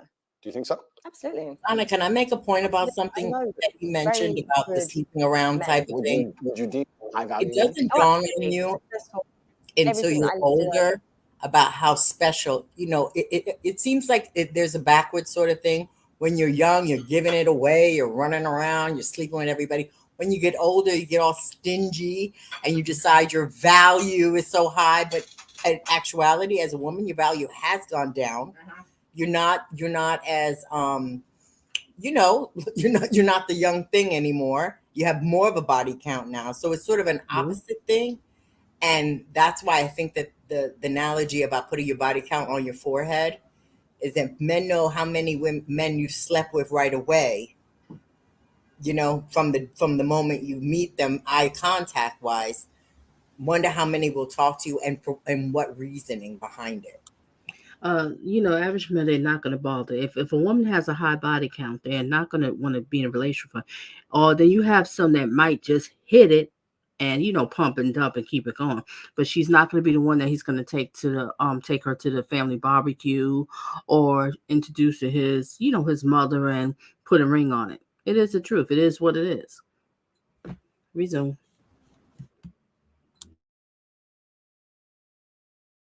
I've always been promiscuous. But there's actually a lot of men that are like good, loyal men, just so you know. Do you think so? Absolutely. Absolutely. I know very good men. Would you deem them high value men? Oh, absolutely. Successful.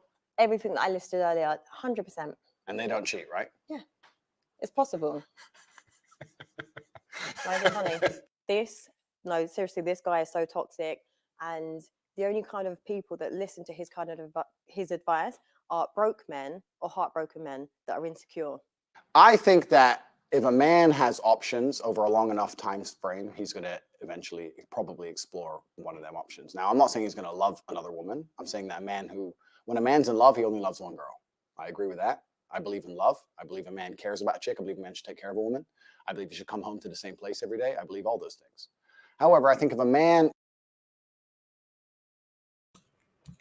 Listen to what he says. And he's talking facts there. And I watch a lot of his videos, and he does repeat that. When a man loves one woman, he's going to be faithful and loyal to her, and he's always going to come home to her. And it's facts. He's talking facts here. I just think that he hasn't found that woman. But if he does, he will. He's actually old-fashioned, believe it or not. Okay, resume. And with her, wish it would have been someone else interviewing him. Oh, well. No, I like that it's her. I think that she tries to represent this modern woman, this internet type dater, this kind of thing. Although she's doing face-to-face things, it still has that element of like internet dating because they're both well known on the internet. And it's all marketing and strategy for him and her to a degree, but he comes out with a little more of himself that I get glimpses of as if there was no cameras around. You understand what I'm saying? You have We'll a point. talk about it. Go ahead, Donna. I did learn a lot from this one, and like I said, with this grilling series with her, with the guys, you had to see this was the highest. I did check it out. This was the highest views that she had. Was Girl, with some of them were like, "What? No." This was the highest views she had. Yeah, the most good-looking guy. Because the rest of them, I was like, "What did she get?" Right? Ooh, no! I was like, I need shades looking at these. I'm gonna have to go and check out those interviews. I want to see what she grilling them, like where she was grilling. You gotta see what. Oh Lord! And then she's dressed very nicely, very conservative. She's dressed totally different for this. The whole white, the whole hair up, the whole minimalist makeup. She pulled herself together on a different scale for him. But you gotta see what she. Oh, girl, please. Oh, interesting. I didn't check the other videos. The way lady dressed and the hair, that tells a lot. Resume. Truly has options, truly. That both the man and the woman understand that at some point he's going to explore those options. No, listen, if I'm with you, do you think I'm going to allow you to explore other options? It's either you're with me or you're not. Go be single then. Cool. Like what? But realistically, what self-respecting woman is going to sit there and tolerate you? I don't cheat. I don't cheat. I'm a good man. I don't cheat. What woman is going to if you have all these other options? No. Because I'll tell you what's more powerful, what's more alpha, and what's more attractive, and what's more high value is a man that can respect his woman, love her, not cheat on her, not disregard her, not see himself above her, not see him as, she's his slave or anything like that. See her as an equal, treat her with respect, and put on that. That's more powerful. A partnership, two people, not I'm a man, I have options, I'm going to explore them. Listen, if you're a cheater, you're a cheater. If you're a loyal person, you're a loyal person. That's it. First things first, men and women are not equal. We'll talk about that in a second. Secondly, is that if a woman sees Chris Brown in the club, do you think she's like, wow, he'll be loyal? Fuck no, she doesn't care. Like at high enough status as a man, women don't even care about loyalty. Women don't even care about loyalty at high enough status. And I don't cheat. Listen, I'm a man of God. I go to church. I don't cheat. I'm talking about in general. Okay, but what I'm trying to explain to you though, because maybe your perception of what a high value woman is warped. Because I'm a high value woman, I make my own money, I possess all the qualities that I listed earlier. Right? I believe I'm not going to be with a man that's going to. I think it really bothered her when he said he doesn't cheat. He's a man of God. He doesn't cheat. Donna, I think he's not a cheater. I think he's the type. I don't think so either. Love till he's crazy, and that's why he's so particular about the type of woman he wants to be with. Exactly. And wait a minute, she says she's high value. Wait till we get to the part I like. Resume. Cheat. I'm not going to look at a man like Chris Brown and be like, oh my God, like he's loyal. You see it as face value. You know he's a cheat, and maybe he'd just be a one-night guy, just like you men do it to would you sleep with him for one night? I don't think I would. I hope not, because that would not make you a one value. No, this is what I'm saying, because it's like when you hold yourself in high regard, you don't need to do those things. So the kind of caliber of women that go for men like that and these opportunities don't have that much self-worth, because it's what you're going to go with a man that's only only values you for one night. So it says a lot about the quality of a woman. All right, so we agree on something. But I'm saying, so when you generalize about women, don't do that, because there are many high value women who would refuse him, that will not tolerate that. Completely. I'm not saying that. My point is, you completely misunderstand me. I'm saying at a certain point, females aren't even interested in loyalty.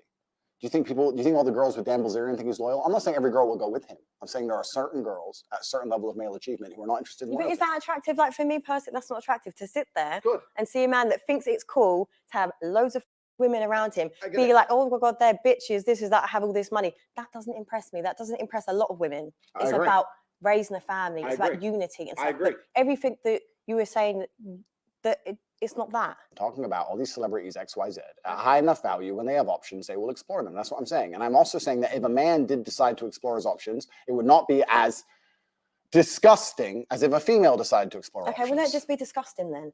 No. It's different if a woman does it. It's different if a woman does it. Everyone watching this knows it's different if a woman cheats. It's different. Honestly, men with these sexist views, like it's so outdated. What kind of relationship do you have with your mother? A good one. A good one. Yeah, I take care of her. And also that paradigm, the whole idea that if you find a man who's good with his mom, then he's good with girls, that's bullshit. No, it was just more because I find that your thoughts towards women are quite disrespectful. You think so? Why? This arrogance that you've got. Don't tell me what I'd actually like to know what I've said so far. No, I'm just saying it's not. You don't have to say anything. It's like energy speaks volumes because you're not actually listening to what I'm saying. I'm listening to everything you're saying. I don't think you're listening to what I'm saying. I'm saying women shouldn't sleep with lots of men, and they should fall in love with one man and stay with that man. And if that man takes care of them and ends up across 20 years sleeping with one chick once, you shouldn't leave him. That's all I'm saying. That's all I'm saying. And the point I'm making is completely valid.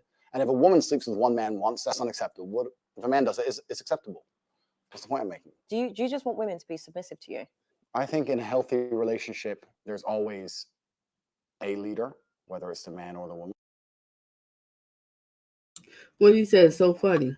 You have so many women out here with these broke bum ass men, excuse my language, that don't have a pot to piss and nowhere to throw it, don't do nothing for them, only give them wood, not even good wood. And they cheat on them, dog them out, and they'll be faithful and loyal to him. He's sitting here saying that he's providing, he's protecting, he's doing everything. He expects you to be loyal. Now she's getting bent out of shape. It's just amazing. You haven't gotten to my favorite part yet, Donna. And not to mention these women that get with these guys in prison. I don't understand. Yeah. And they'll be totally loyal to him.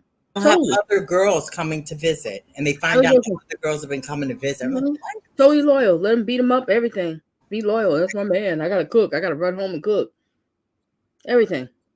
And they're not providing and doing nothing for him. Now, he just said, I'm providing everything. He just wants you just, if I cheat, whatever. Not saying it's okay. So y'all don't get all bent out of shape to replay watch. And I'm just saying the difference.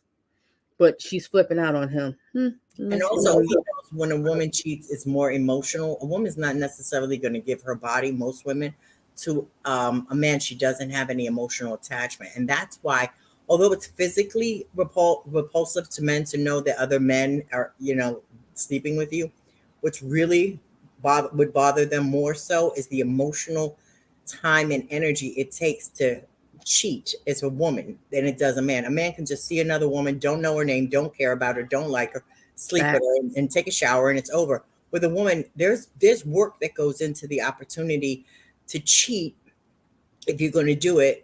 And you're going to be mentally attached to this person in order to just do the act of having sex. And that's where I think men know that when a woman cheats, she's gone. She's truly gone because it takes more time into it. More time invested. Especially Abby, when a guy knows what he had to work to get you there. Exactly. And especially if it took a minute for him to get it. He had to wine and dine you, take you out, express his love and show whatever. He's like, wait a minute. So this next dude, it couldn't have been a one night stand. He must have been doing a little extra. And if it was, it's more hurtful. You mean to tell me I had to do all this to win your trust, to get you to love me, to sleep with you, and you gave it to somebody on one night? Like, ugh. Mm-hmm. There are women that do that. They're just getting out there for a moment in time. And, but there's the guy at home that did all those things for you to get with him in the beginning. So I understand where the dynamics of cheating comes from. And he makes a good point later on. It's if you don't find out and you don't make your girlfriend feel bad or you don't embarrass her with your cheating, that most women would probably, you know what I'm saying? If it's a one time in 20 years, as long as it's not embarrassing to the point of like, okay, you had a kid, you had this, it was, or it was an emotional relationship. When you're cheating, it's an emotional relationship. I don't know why, Abby, what you just said is, I just thought about Wendy Williams. Wendy Williams, he ain't a high value man, but whatever. It just came to my mind. But when you said it's not an embarrassment or making a child, Wendy Williams, she would have been with him to this day. Exactly. She knew about the other woman in the past, and she never knew about it, or it was a situation where it was a one-time thing and it was a hush-hush kind of thing, or whatever the case may have been, or maybe never. And this was just the one time that he did, and it got blown out of proportion. But the public embarrassment. When he made that baby, she was like, that was the breaking point for her. Exactly. Because now you have an attachment forever. Ooh, deep. Ooh, oh my gosh. You're right. Attachment forever. Resume. And I think that in the happiest relationships, the man's in charge. I don't think women should be submissive to an idiot. Yeah. And I don't think women should be submissive to any man they meet. And I don't think women should be submissive when they're not rewarded. Right? If a captain is in charge of a ship, he's responsible for the ship, right? Mm-hmm. If he's responsible for the ship, he has authority over the ship. Okay, but it's I'm a woman. I'm not a ship. We're a relationship. Okay, the ship is a relationship. I know exactly what this guy's doing. It's just like talking in riddles. Like none of it actually makes sense if you actually listen to what he's saying. So I think if a man has responsibility and he takes care of the woman and improves her life and makes sure that every single facet of her life, whether spiritual, physical, financial, etc., is taken care of, then he should have some degree of authority. I don't see why a man would take care of a woman and have no authority over her while accepting all of the responsibility that's getting played. You're an independent woman. Maybe you make your own money. You want to do all those own things. That's fine. Fantastic. But if I had a woman, I would say, look, I like that you do your own things. I like that you do your jobs, but let's keep it part-time. I want you to come with me. We got to go here. We got to go there. I'm taking you around the world. You're with me. I'm taking care of you, etc. And I'd expect her to listen to me in return. Why wouldn't she? I'm not going to tell you to do anything wrong or bad. But if I were to say, I don't like that dude, stop talking to him. I'm her man, not that dude. It shouldn't even be a competition. It should be all right, cool, block. Why wouldn't it be? But then if I said I didn't like that woman,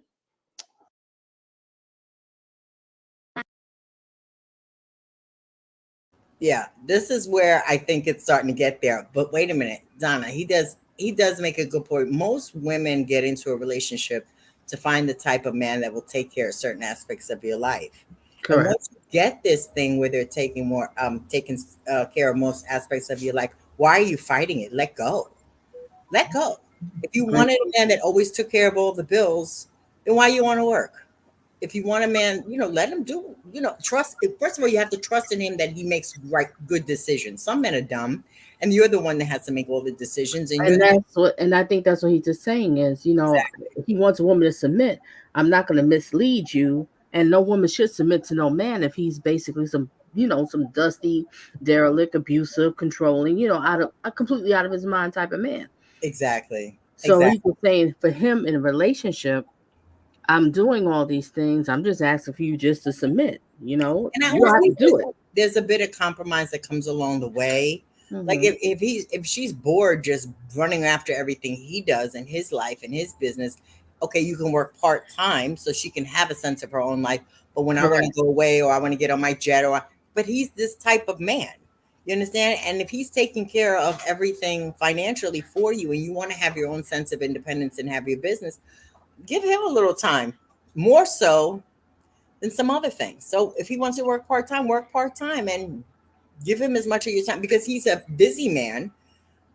Rich men tend to be busy, so they don't have a lot of time. So whatever time they have available, jump up on it. And if it means you working part-time, well, you ain't got to worry about money. Mm-hmm. So what's the problem? It's like, let go a little bit. I think we're so used to being independent. We're so used to this idea that men don't know what they're doing. A lot of us know these types of men. We've encountered them. We don't trust their decisions. We don't trust their judgments. They're more like sons than husbands or fathers or any kind of that sort of feeling where, someone is, like he said, steering the ship. I can trust you that you steer the ship. You know what you're doing. I can lay back and relax. I don't have to be like, well, what did you do? And ask you questions. Well, what did that mean? And what did that do? Okay, I trust his judgment. And that's where the letting go comes from. Sometimes you have to let go of that independent woman that's always been doing it on your own and let a man be a man. Yeah. You brought up a great point. That's why I Right, said they have to, men and women have different roles as in the Bible. That's the way God created it. That's how I feel. Reason.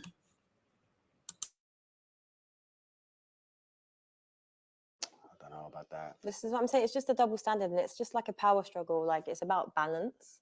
Life, and this is the thing. Like I feel a lot of women could give you that life and be like, you know what? He can have a girlfriend. There's so many people that are into that. I'm not even saying I'm not a cheater. But I'm saying there's people that are into that. Correct. But I'm not a cheater. I don't want anyone to think this is about me. I'm talking about in general. But do you think women want to sit here and look stupid? Like I might think, you know what? Actually, I'm listening to everything you're saying. I'm agreeing and I'm liking it.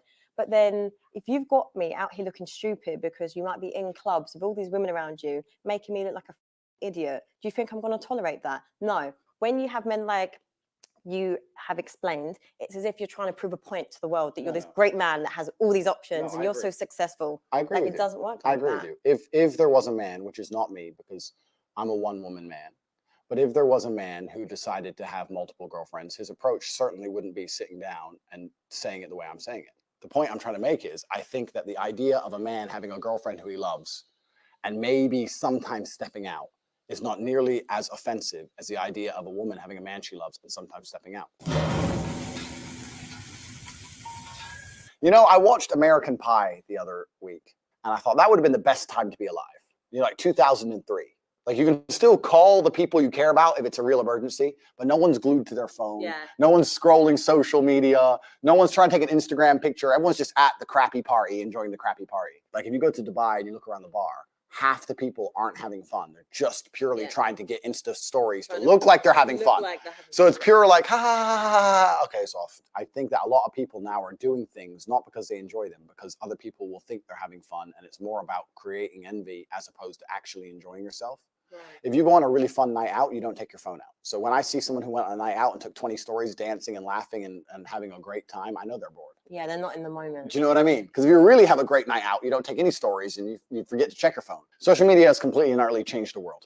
It's changed the way that we function. It's changed the way that we go out. It's changed even the places we go. Social media now runs the world. We live in an attention society, and people will do anything for attention because attention is a currency, and you can turn attention into money.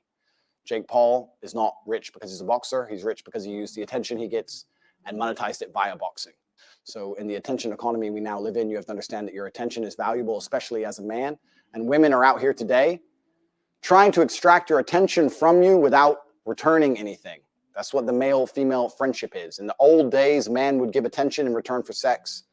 But nowadays, men just give attention and don't get any sex back. And that's what you have to be very, very careful of. Your attention is extremely valuable. So for all the men out there, if you're following a woman and you have zero chance of fucking her and she ain't replying to your DMs, stop following her. Like, when's the last... Donna, I do like the point he makes about male friends. I think that I had encountered something like that in the early days when I was in a relationship, holding on to men friends that weren't gay. And I kind of now have figured out with something that he said, why that became a push and pull.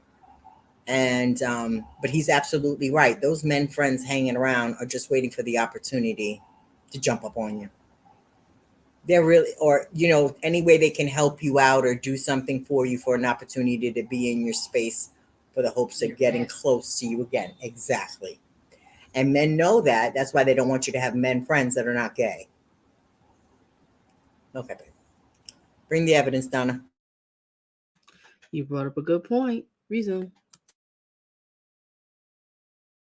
The last time you truly, truly lived in the moment? I personally live in the moment a lot. No, but that's a good thing, right? That's a beautiful thing. And that's actually an asset. Like, my brother is very similar to that.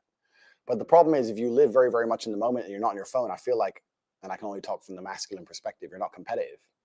Because as a man, you need to be doing things, talking to people, making money, moving things. So you have to be on your phone all the time. Really like how you just delivered what you said. But I just find it crazy how we've just sat and said about people need to live in the moment and that. But then, like, you've sold courses trying to explain to people how to be like that. It's just aspire for this. I understand. I understand what you mean. But unfortunately, and it's an unfortunate reality of the world, is that it's player versus player. Like, if you go to a video game, if you play Call of Duty, right? There's 20 people in there and we're all trying to kill each other. And the world is very, very similar financially. I'm not saying we should be out here killing each other, but I'm trying to explain that there's a certain amount of resource and everyone's trying to get it. And I understand your perspective, but your perspective is feminine, as it should be because you're a woman, right? But the masculine imperative and the masculine perspective is you have to understand that life is war. It's a war for the female you want. It's a competition. Every man's trying to get her. It's a war for the car you want. It's a war for the money you want. It's a war for the status. It's a war. Masculine life is war. If you're a man who doesn't view life as war, you're going to lose. So as a man, you have to wake up and think, okay, everything I want, other men want. I have to outcompete every other man to get it. So how am I going to do that? Am I going to do that by living in the moment, ignoring my phone, having a fun picnic? Do you believe in men's mental health? You are kind of like the problem in society in a sense of fast car, women, lifestyle. No, but it is. This is the problem. It's not my problem. I'm not saying it's your problem directly, but I'm saying this is the problem. Yes, all men probably want to aspire for that. But do you see the pressure there is on men? Completely. It is much harder to be a man than be a woman. Okay, so what's your thoughts on men's mental health? I agree. It's much harder to be a man than be a woman, which is basically what you just said. Society's expectations of men is much higher than the societal expectations of females. I agree. Much more is expected of us. I agree. It's a harder game. Just like every other video game on Earth. It's a harder game, but if you complete it, you get a higher score. I think that being a top-tier male is the best human experience that any human can have. I think that being a female would not compare in any way to being a top level man. No, reason why. There's experiences, right? Like women, we can literally carry lives inside of us. I agree with you, and I'm actually glad you chose that experience because that's the most important thing a female can do. And I agree with you, and I understand it's a beautiful thing because there's no society and there's no world without life. I agree with you. However, I think that as a man, you can build an empire. There's conquest as a man. And I think as a female, it's not quite the same. And I'm not saying this in any kind of way that disrespects females. I don't want people to look at this and think I'm disrespecting females. I'm not. I'm saying we have different roles. We do different things. And women give life. Women have a very, very important role, probably the most important role in society. Women are beautiful creatures that do something separate that men cannot do. I think a top tier male is more unique than a beautiful. I have to pause. See, this was the problem is a lot of people don't know about when he said this. And so many people want to do these little TikTok clips and they just want to take out the sensational ones when he's saying something bad or whatever, but they're not knowing who he really is and why he said that. What was the meaning? What did he say before and after? And like he said, that was a good thing that she brought up about having children. He respects women. I don't understand what the people is talking about. He does respect women, but resume. Oh, Donna, can I make another point about something he was saying about the different a top tier man? A top tier man is very different than a top tier woman because a top tier woman, in many respects, is more based on physicality than what she's actually doing in business or what she's actually doing in a lot of other aspects of her life.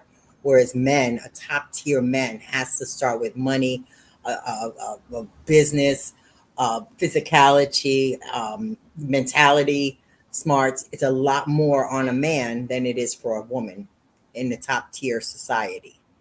All you gotta do is be beautiful, and you are at the top of something. I agree. Resume. Oh, excuse me. For women. I think that you get to build an empire. I think that you get to be respected and feared in a way that women never are. I understand that that's a very, very unique human experience, right? Most men never ever get there. The reality of life for most men is absolutely depressing. I completely understand when you talk about mental health. So have you suffered from mental health? Fuck no. No. Absolutely not. Because I understood that as a man, you must build yourself. As a female, you can be born. But did you not we need to stop going into philosophies and just stuff because I'm actually I want to understand you. Okay. Right. So have you not experienced mental health? No. Zero. Okay. So how do you cope with stress and situations? Express your emotions when you're frustrated and when you're stressed. Good question. And if I'm stressed or I'm frustrated, then I understand it's my time to perform. And I agree that society puts huge pressure on men and it's time for men to perform. As a man, you either perform or you don't. There's no safety net like there is for females. Females can wake up and say, I don't feel like it. Yeah, but there is for men. No, there isn't. But there is. The men who Yes, say, there I is. can't feel like it, cannot compete with the men who do not say that. And it is player versus player. The man who goes to the gym every single day, regardless of how he feels, will always beat the man who goes to the gym when he feels like going to the gym. And it's player versus player. And let me tell you something. As much as you want to sit here and disagree with me, it's women who decide who the winner is. You will choose the man who's in fantastic shape. You'll choose the man with all his money right. I like a dad bod personally. Okay, well, that maybe you're an exception because you're an angel. But in general, we're talking in generalizations because exceptions do not disprove the rule. Females will choose the man who's in fantastic shape. Females will choose the man who's got his money right. Females will choose the man who can fix any problem. Females will choose the man when they can go to him and say, everything's, can you fix this? And he says yes without panicking. That's who women want. Women decide who the winner is. Women don't want the man when you come to him with your problems and he goes, oh, I'm too stressed today. Tell me tomorrow. No. Women don't want that. But women also don't want a dickhead. But having your life in order doesn't make you a dickhead. You can have all those things. Right. But then there's that fine line where your ego gets a bit too much. For example, like you could be very successful. You can have good looking women that are attracted to you. You can just have all those qualities. Right. But then once you possess that, you then suddenly can go past that line, your ego, then you start to become an arsehole. I agree with you, but I'm not talking about that. I think that's a separate conversation. It's not. I'm just saying, no, I agree with everything. That's what I'm saying. Like for me, I agree with everything you're saying, but what I'm trying to argue is that men get successful, they become even more narcissistic, and they just are not nice people to be around. You're very, very smart. Thank you. You are. But you're doing what most females do, and you're conflating issues. So when you conflate, what you do is you mix two issues together to try and prove your point. No, I've just been asking you personal questions. Correct. And every time you give me a philosophy. No, it's not a philosophy. No, but I'm saying in general, when I'm asking you, I'm trying to get to know you on a level. How does a woman like me get to know a gentleman like you? here at this beautiful, nice, civil dinner we're having here with no animosity at all. You asked me about men's mental health. My answer was explaining that as a man, you don't have the luxury. Oops, I don't feel like it. You can do but it. You can, but I'm sorry, I know I keep cutting you, but I'm just like, because this is the part that gets Look really at her frustrating body for me, language. like, She's men, getting so this tight. mindset that you have. Let Like, him I answer get the it. question. Okay, great. You are You're right. alpha. You You guys are choose both to in be here. alpha. No, but I'm saying like you possess Here, these. she It's doesn't great. want to But hear you, that a man. She doesn't want to hear that he doesn't want men just to sit around and be depressed. You're the one that has to pick them up off the ground. They need to get off the ground themselves. And that's why. What type of man are you going to choose? A guy that's like moping around all the time, always telling you he's depressed and making excuses to not make things happen in life, as opposed to a man that fights the depression by making things happen in life? What's going to be more attractive to you? And that's that mother-son dynamic that I've talked to you about before, Donna, where you pick two types of men. It's either going to be a father type or a son type. There's no other way. And what are you going to take care of a man? Okay, I'll have to coddle him a little. Yeah, men get, down, depressed, and you have to be there to be supportive. But it becomes a situation where you're constantly picking them up. Then it's not healthy for you as well. And if he can't figure out how to get his own shit together, that's not attractive either. It's not attractive at all. He's supposed to be the head of the house. And that's what he's basically trying to make. And she's just steady pushing. I just don't get what she's saying. Oh, she got tensed up. The eyeballs were bulging out of her head. She's getting so tight. And Look at her. she's all uptight, and then the sleeves are tight. Just everything. Good, please, I can't. Calm down. Oh my gosh. Have a sip of wine or something. Sip the wine. Relax, girl. Resume. You are the problem. You're creating this pressure on men and society. Like, No, it's so I'm not competitive. creating a pressure. But men can actually, successful men can actually be like, oh, okay, I don't actually feel like it today. Like, they actually can take a break and rest at that I wall. understand. My point is that it's player versus player. And if you're a man who's going to constantly give in to mental health problems or mental health trouble, you're not going to be able to compete with the men who don't. Okay, but can we validate men that have... Completely. If you have mental health... So we can't go player, just validate men that have mental health issues. Absolutely. Okay. Men who have mental health issues, I wish them the best in the world. Okay, great. But when they come to me and say, and I get this all the time, Andrew, I have this problem, I'm depressed and I can't go to the gym. I say, no, I disagree. You're depressed because you don't go to the gym. If you go to the gym, you might start to feel better, right? I'm saying you can't sit as a man and afford the luxury of saying, I have a mental health issue today, I'm sad today, I'm stressed today, I'm emotional today, I can't work, because you will lose against the men who don't do that. And the male world is more competitive than you could possibly imagine. And it's the women who pick the winners. So I find it very interesting that a woman sits here to me and says, no, men are allowed to sit around and do fuck all and feel sad. He always talks about man-on-man competition with another man. He's not this catty type of bitchy man that wants to compete with a woman.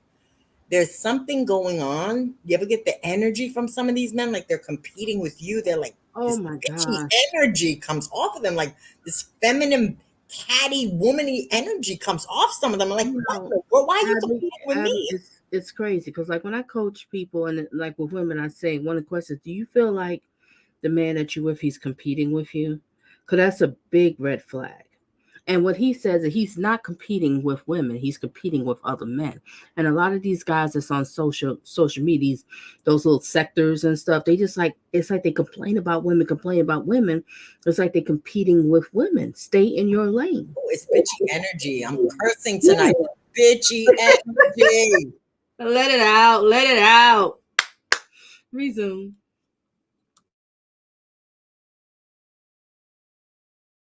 Health issue today, I'm sad today, I'm stressed today, I'm emotional today, I can't work, because you will lose against the men who don't do that. And the male world is more competitive than you could possibly imagine. And it's the women who pick the winners. So I find it very interesting. Well, obviously we're looking at your picture here that you do work out, and it's true. It's true. Going to the gym helps. It helps a lot.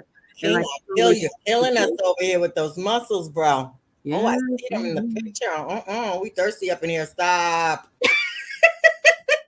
But you're right though. Like I said, it's when you're working out, a healthy body is a healthy mind. It does a lot. It really does.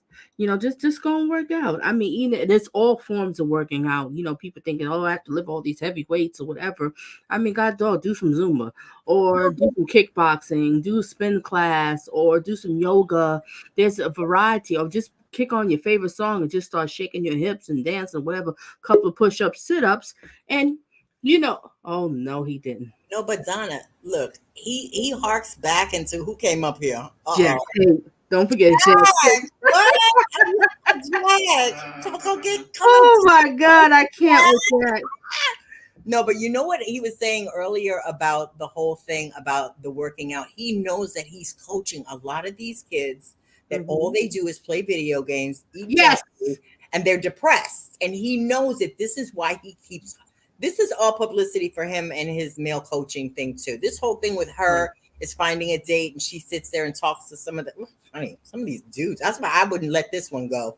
But you know what I'm saying? It's all publicity to a point, but a little bit of him comes shining through. Like that intimate conversation you would have with him if the cameras weren't rolling, it comes through. He starts to smile. He starts to become this. He starts to let go. You can actually see his neck is not all tensed up anymore. It's like everybody, please come to part 2 because you're gonna see a whole life. Jack, you coming to part 2? Jack, I don't see you, Jack. Where's your muscles, Jack? We need some muscle man up here, Jack. What's that going song? on? That old song, Donna Rosa. I want muscles. Oh yeah,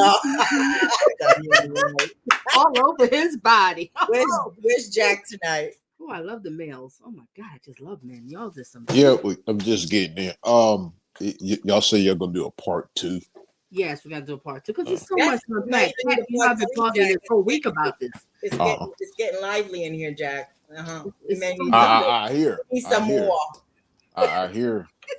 All right. Well, listen, make sure y'all have like a sweat towel or something for all that. I'm gonna take a nice cold shower. Yeah. Make sure you put a 50-pound bag of ice inside there.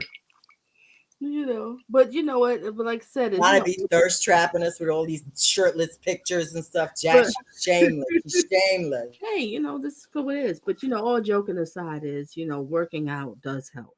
A healthy mind. I mean, a healthy body is a healthy mind. And yes, so I'm very shady. I like shape.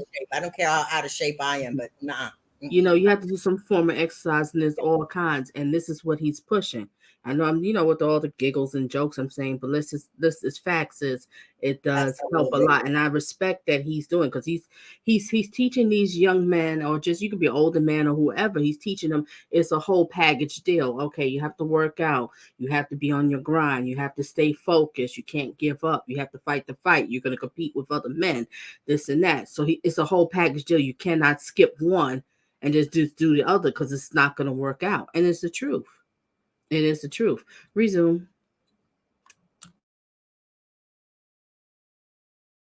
Interesting that a woman sits here to me and says, no, men are allowed to sit around and do fuck all and feel sad. And those are the men they ignore when they DM. No. Those are the men they ignore. They ignore them all. No, actually, can I just chime in here? So, for example, everything you've said, you've possessed, you've proved your point, right? But as a high-value woman, if I respect and love my partner, I'm not putting that pressure. I would say, babe, you know what? You can have a little rest. Like, there are women that actually enable men to process that emotion. Agreed. But yeah, so we'll still go back to tomorrow. Okay. Agreed. Let's go back to work. But there are good women out there that don't put that pressure. I feel like your reality on women is warped because of a certain caliber of women. Yes, it is. I agree. You're right. But you're missing a very vital point of that story. You're right. But as a high-value woman, before you say to that man, you can have a day off and you're allowed to be sad today, you will only even get with him. Let me change that. You will only even acknowledge he exists if he's ignored how he feels 99% of the time before that. Because if he was sad most of the time before that, he never would have got to a place where he could attract a woman like you. The man who works in Starbucks, who's sad all the time, you won't reply to him. Neither will any other female. So for women to come along and pretend they give a fuck about the fact that most men are basically invisible. There is not a female on the planet who's invisible today. You can be a 4, overweight, fat, you'll still go to the club and get attention. 99% of the men go to the club and nobody even fucking talks to them. If they try and talk to a girl, they get blanked and ignored and told to. He's speaking truth. And Yes, that's he is, Donna. It's true. Women can get It's on attention that. from anybody. Men, it is a lot of work. And that's why you have to be competitive with other men instead of being competing with women and being giving out bitchy energy. Exactly. Resume. Most men are absolutely and utterly invisible. This is the truth about masculinity, right? It's very easy for women to sit here and complain about the top 2% of men because I dealt with this guy, he's arrogant, blah, blah, blah, blah. Most men don't even exist. They send 10,000 DMs and never even get read, let alone replied to. So if you just sit here and say, I'll get a G, a big G, a boss, a millionaire, and let him have a day off, very nice of you. I'm sure you would. But if a guy who wanted to have days off all the time, he never would have got important enough in the first place to attract a woman like you. And that is the reality. As a man, it's player versus player. It's ultimately competitive. And as a man, you have to outcompete the other men who are prepared to get up and do it anyway. That's how it works. He's making a lot of sense. Resume. There's no such thing as saying, I'm sad, I need 2 weeks off. Not as a man if you want to be important. Maybe as a chick, you can always put more foundation on and be hot again. Great. Not as a man. If you want to be important as a man, you have shit to do. You have duties. This is how it exists. This is how it's always been. It's true. Women can pull it off and give the physical illusion. You ever see some of these girls after what they take their makeup off, what they look like? I mean, I know I clean up well, but some of them, they be peeling off all kinds of I don't know. Ooh. You ever see them? It's true. It's an illusion. But at the end of the day, you could put on more illusion to get more attention. As a man, they can't do that. You really have to be on your game. He's talking facts. I don't understand why people just getting so crazy. Because it's true. Because I remember story time. Like in my early 20s. Yeah, it was like early 20s. And I remember a guy said to us, it was an older guy, and he said to us women, it was at the job, and he said, you know what, you women, you don't realize what you have. He looked at us and said, you have a body, you got the breasts, hips, butt, and all of that. What you can do, and you can go a long ways. Us men, we have to work extremely harder. You don't have to work as hard. And that's basically what he's saying right here. And it's the truth. But, a lot of these women, they want to get all bent out of shape, the feminist women, blah, blah, blah, blah, blah.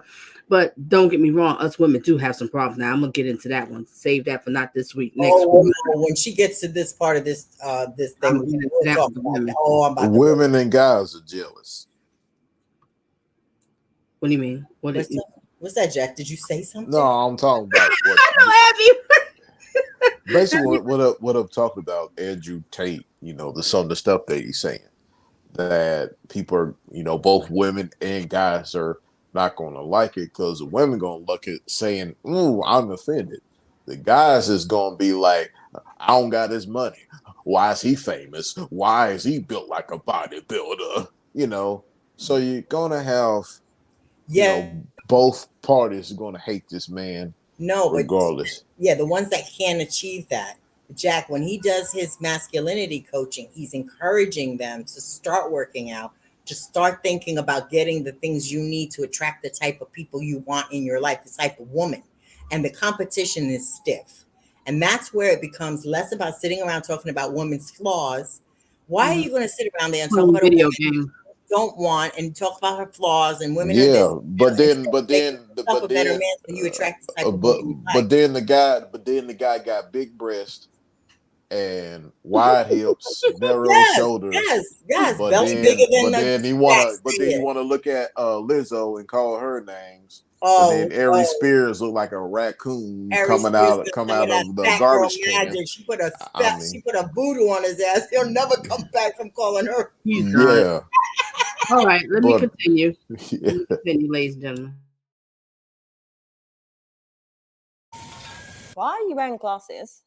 Sunglasses. Yeah, but inside. We are inside. Very perspicacious of you. I have bad eyes. You have bad eyes. I have bad eyes because after so many fights in the ring, I had a retina detachment, and there's a lot of.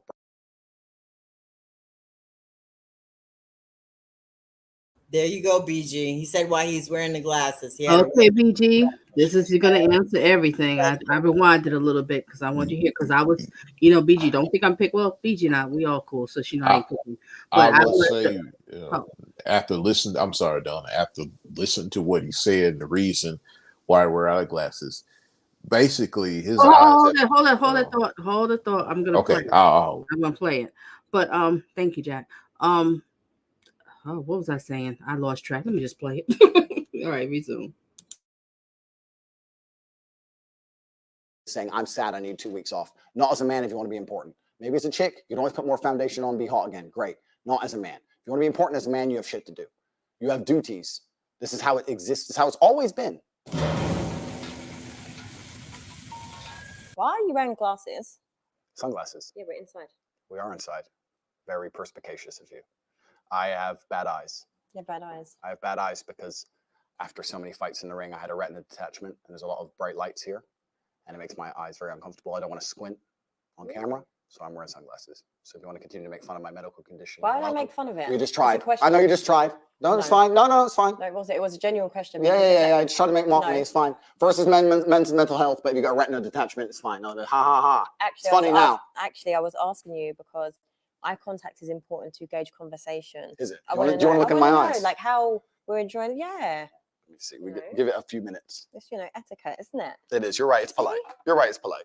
Perfect. Can we do a cheers with the glasses off? Cheers. To detach retinas. Cheers. Are you happy? I think that money buys freedom and freedom buys happiness. I think that the rich people of the world, the number one most intelligent thing they did was convince poor people that money isn't happiness. And I think they did that to prevent revolts. I'm not saying money is the only thing that can make someone happy. I'm not saying money alone will make you happy, but money is certainly a factor to happiness. Yeah. It's kind of, you agree, right? It's like water, right? Water won't make you happy, but if you have no water after a week, you need water. It's all you think about, right? It's the same deal. You can't go without it. So the rich people always say, money doesn't buy happiness, but do they ever give their money away? Yeah, exactly. You know what I'm saying? So you give your money away? I have a charity, which I own, which takes care of street dogs in Romania.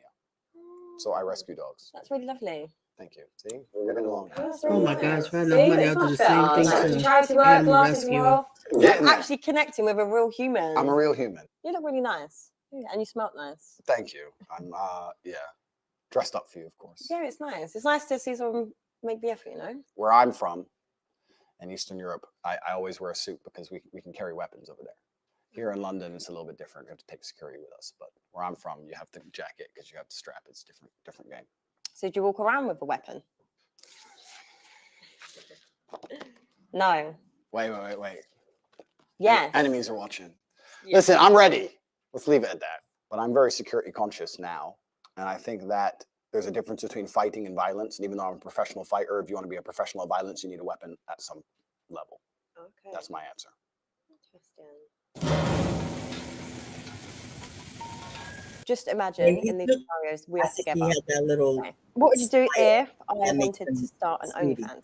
I don't think there's anything intrinsically wrong with women doing OnlyFans, as long as I had influence and control over it. This is where I can't deal with this. She wants to do OnlyFans, girl. You have a millionaire. What the fuck are you sitting around on OnlyFans for? Let it go, girl. This right here. Show your snacks. All the women got bent out of shit. I don't get it. Why would you even think about doing OnlyFans if you had a man that loved you and had all this money and you had all this freedom? Why would you do this? You need this much attention from other men? Something wrong with her, gentlemen. Yeah, let it go. Yep, let her go. Tell her kick rocks or something. Ghost her, because that's not the one to be with. Resume. All right, so BG got the answer. She said, what BG says, I respect that. Because BG, I was thinking the same thing. What's up with the sunglasses? We talking here. I'm very funny like that with the glasses. Yeah, BG, let that cat out of the bag until you heard him say it. We're going to tell you. And we're going to leave you straggling over there in the comment section. All right, resume, ladies and gentlemen. No. I'm not doing any real work, but just like taking all the money. If my chick said, I want to do OnlyFans, I'm like, all right, then cool, go do it. How much you made? 10 grand. All right, give me 8. All right, cool. All right. What woman is going to give you 8 grand? Because you're my woman, you're doing OnlyFans. You're selling my product. What the fuck? Your product. Yes, correct. Not Next question. No. Product.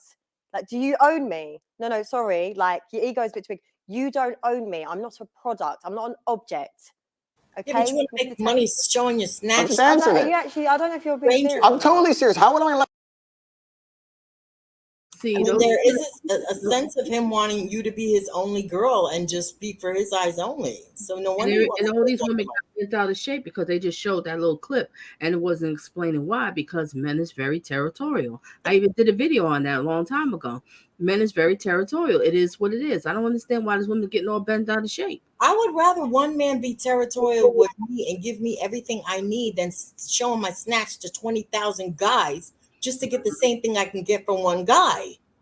I mean, when are you just gonna like not want to be exposing yourself and just be a hoe for one? Girl, let go. She is something else. But this wow. Oh, Jack, did you say something back there? Oh my God, let me resume. Let my chick do OnlyFans and keep all the money. That's disrespectful. What woman is ever going to give you that? Then she better not do OnlyFans. Duh. Oh my God. That upset her, didn't it? It upset her to say that you're mine, and if you're mine and men want to pay for it, then the money is mine. But that's the basic dynamic of a relationship.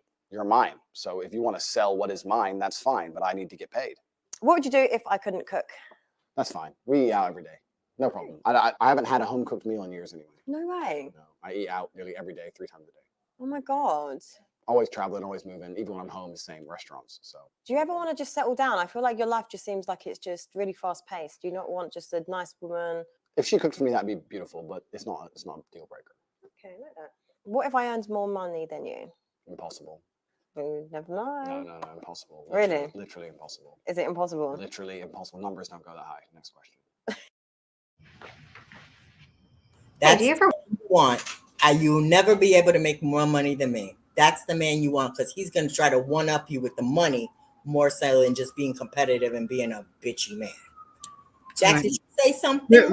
Repeat that again, Abby, what you just said. I think that asking him what if she makes more than him, he's like, that's impossible, because I thought if he ever thought he could be with a woman that could possibly even make as much as him or more, he would one-up himself and make more money than her. I don't think he ever wants it to be a balance, and he always wants to be the breadwinner. And I can respect that. Yeah. I can truly respect that. Yeah, I could respect it. If I'm making a certain amount of money and you're making the same amount of money as me and you're trying to one-up me all the time on a financial level, as long as I can take care of myself and you can take care of me, I don't have a problem with it. If you want to have this kind of competition where it's I'm going to be the breadwinner and make sure you never have to spend money because I have to one-up you there, go right ahead, babe. Resume. It's impossible for her to earn more money than me simply because of her ethos towards life. Her ethos towards life is about moments and memories. My ethos towards life is about conquest. And those are very, very different things. I completely understand that she enjoys things which are not congruent with trying to conquer Earth. She wants time off. She wants holidays. She wants to enjoy time with friends. She wants to do a bunch of things that don't make money. I want to make money. It's impossible she could ever earn more than me because we have completely different life philosophies. What would you do if I didn't like your lifestyle? What aspect of my lifestyle? Maybe it was too flashy for me, flying around too much. Maybe I just want you to just slow down. It's a bit too fast-paced. I understand. And I would respect the point of view. So what are you doing? I don't think I'd listen. My lifestyle got me to where I am, and I'm a sovereign individual who lives. Bullshit. He'd stop on a dime. I would listen and I would understand it. I would do my With best. the right woman, I agree. I would change. If you were to say, look, you can't do this anymore, I'd say, oh, I'm going to do it anyway. Sorry. Yeah, I'll try and make you feel better about it, but it's going to happen. What if your family didn't like me? That's no big deal. Not a big deal? Nah. The only person I'm super close with is my brother. Okay. And my brother wouldn't dislike you unless he had a reason, like a genuine reason. And if he disliked you, I'd dislike you. So then the game over anyway. Not because he disliked you, but because we have the same standards of life. There's no way he could dislike you without me disliking you. So there's literally like 2 of you that have these mad views. My views are not mad. What have I said so far? What have I said so far? Women shouldn't be hoes. Man should have some authority because he should take care of his chick. Chicks shouldn't fucking talk to a bunch of dudes. Why are you shouting? It's important for the mic. No, it's not, because Joe what they And say. that's it. That's all I've said. And you're saying I got crazy views. I like It's to read true. it He has down. to, yeah, he has to sort of dial it back and put it into perspective as this is it's very basic shit. It's Mhm. basic. Yeah, and I'm like, he Asking just for a brings whole up lot. what he say was wrong. And He's another thing too is what he just brought up about oh my gosh, I just lost track of thought. Lord have mercy. Finish your saying, Abby. okay. Oh, it is what it is. You have anything else to say? I'll No, remember this some is of the idea of letting go. You know what I'm saying? Women are so attached to this idea that they need men friends aside from their man. That they need to have this this vigilant independence to the point where they can't give any time to him. Like if he says work part-time because I want you to spend the other part of the time with me, and I'm a wealthy man and I'm busy all the time. Girl, let go. Go part-time. Yeah, because he didn't say people need to listen to the keywords. He didn't say don't work at all. Exactly. He still Just wants you to saying, have a sense of your own thing. And he definitely doesn't want you making more money than him because he wants to provide for you. So I get it. mhm. And the ladies, y'all watch out for these men you be dealing with. They be like, oh, I don't mind the independent. Oh, you could make more money than me. Yeah, because 9 times out of 10, they want you to take care of them. That's what the whole thing is. But I mean, if y'all wouldn't want to do that, there's a lot of women out here want to take care of a man. Go for it. Have fun with it. Good luck with it. Resume. But don't they say like the loudest person in the room is the weakest? On my week now. No, but I'm just saying, don't people say that? Let's have an like arm if this wrestle. is, I'm not doing an arm wrestle. Come on, I want to see it. Come on. No. You look strong. Look, I'm a nice feminine lady You that do doesn't arm like wrestles. to do these activities, okay? What would you do if I wanted to invite other people into our sex life? Well, obviously, I'm going to ask if it's boys or girls. But even then, even if it was girls, it'd be weird. I think it'd be a bit strange. If I had a girlfriend and she said, I really want you to fuck this chick, I'd be like, this is not. He doesn't want a threesome. That's a definite. He doesn't It cheat. just seemed odd to me. Into it. Something would be up. I'm ready. Abby, that is so true. You could tell a lot about a man with that threesome. Exactly. He immediately didn't like this idea. And if he didn't like the idea of a threesome, he doesn't like the idea of anybody in the bedroom but you. And that's going to carry on throughout your relationship. And he's not going to bring it into your house. That's another respect factor. If you want to be a dirt dog and cheat, as long as you don't bring it in the house. You know? So I mean, there's, just as a facet of the different types of men that would have responded to that. Most men, oh yeah, oh yeah, of course, baby, let's do this. Right. But he doesn't, he said it right off the back, no. And for a man to sit around and talk about, I'm rich, I have options, if he wants you to be his only option and he doesn't want you bringing it in the house, that says something about him. I told you, he loves hard, and I'm telling you, this guy, he'll love you crazy. He's not. And I think that's why he's very protective of his heart. Because That's he's always going to love hard, and when he does, it's no turning back. And that's why he spends so much time figuring out the dynamics between men and women in relationships, because he knows even if he speaks on in a general sense about men, he's a rare bird. I definitely think he's a rare bird. He loves hard and crazy. Yeah. And I think he learned a lot from his mother and father, but that's a whole nother topic I'll get into when I was reading about his that part too.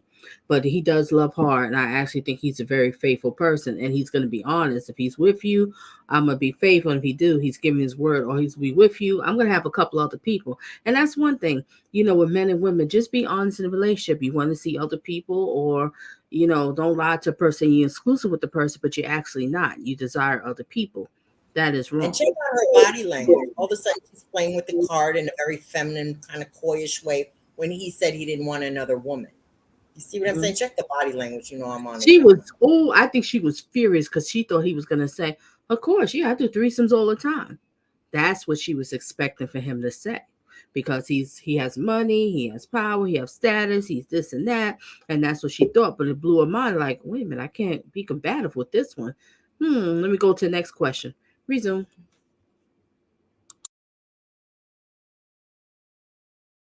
Surprised by that answer. I don't know why. I feel like you'd be the type of person that would want loads of threesomes and stuff and feel like, yes, this lifestyle, I'm the man. Sex in and of itself is boring. Any man who sits and says that sex is great or sex is fun just clearly hasn't had enough sex, because sex is boring. Sex is a chore. Sex is like food. You don't really care unless you're really hungry, and then you eat and then you don't care again. And it's it's one of those things you do every once in a while because it's an urge. but it's not a real bullshit. big deal. He's so Every person needs food. so Every open person after likes food. sex. He probably couldn't control But himself. I'm talking about having sex and making love. Yeah. Different. No. If you're in love, you might want sex more often. You might be hungry more often. My point is that if you're someone who goes through life and only talks about and cares about food, it's a bit weird. Same thing with sex. Sex is something that happens, and this happens between people who love each other, and it's a great thing, but it's not the be all and end all of life. It's really not that great. I don't think sex is the most stimulating and interesting thing in the world. It doesn't matter who the girl is, doesn't matter if you love her or not. That tells you right there he's looking for someone extremely special. Bingo, you peeped that, right, Abby? I don't think he ever made love. I told you when I told you to find this clip, you're going to see this guy, no matter he is a male coach, a male masculinity coach, and he speaks about men's and women's dynamics. But as a man looking for a woman, he's looking for something rare, and he has the opportunity and the right to find it. He's worked enough on himself to attract the type of woman that he thinks is right for him. He brought up good points. I think he has sex with plenty of women. He'll admit to it, sex with plenty of women. But he'll say, "Is you ask, have you ever made love to a woman? Nope. Have you ever been in love with a woman? Nope.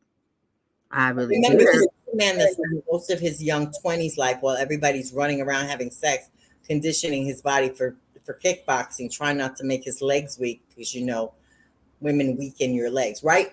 Right, Jack? No, not all. Oh, okay. Resume.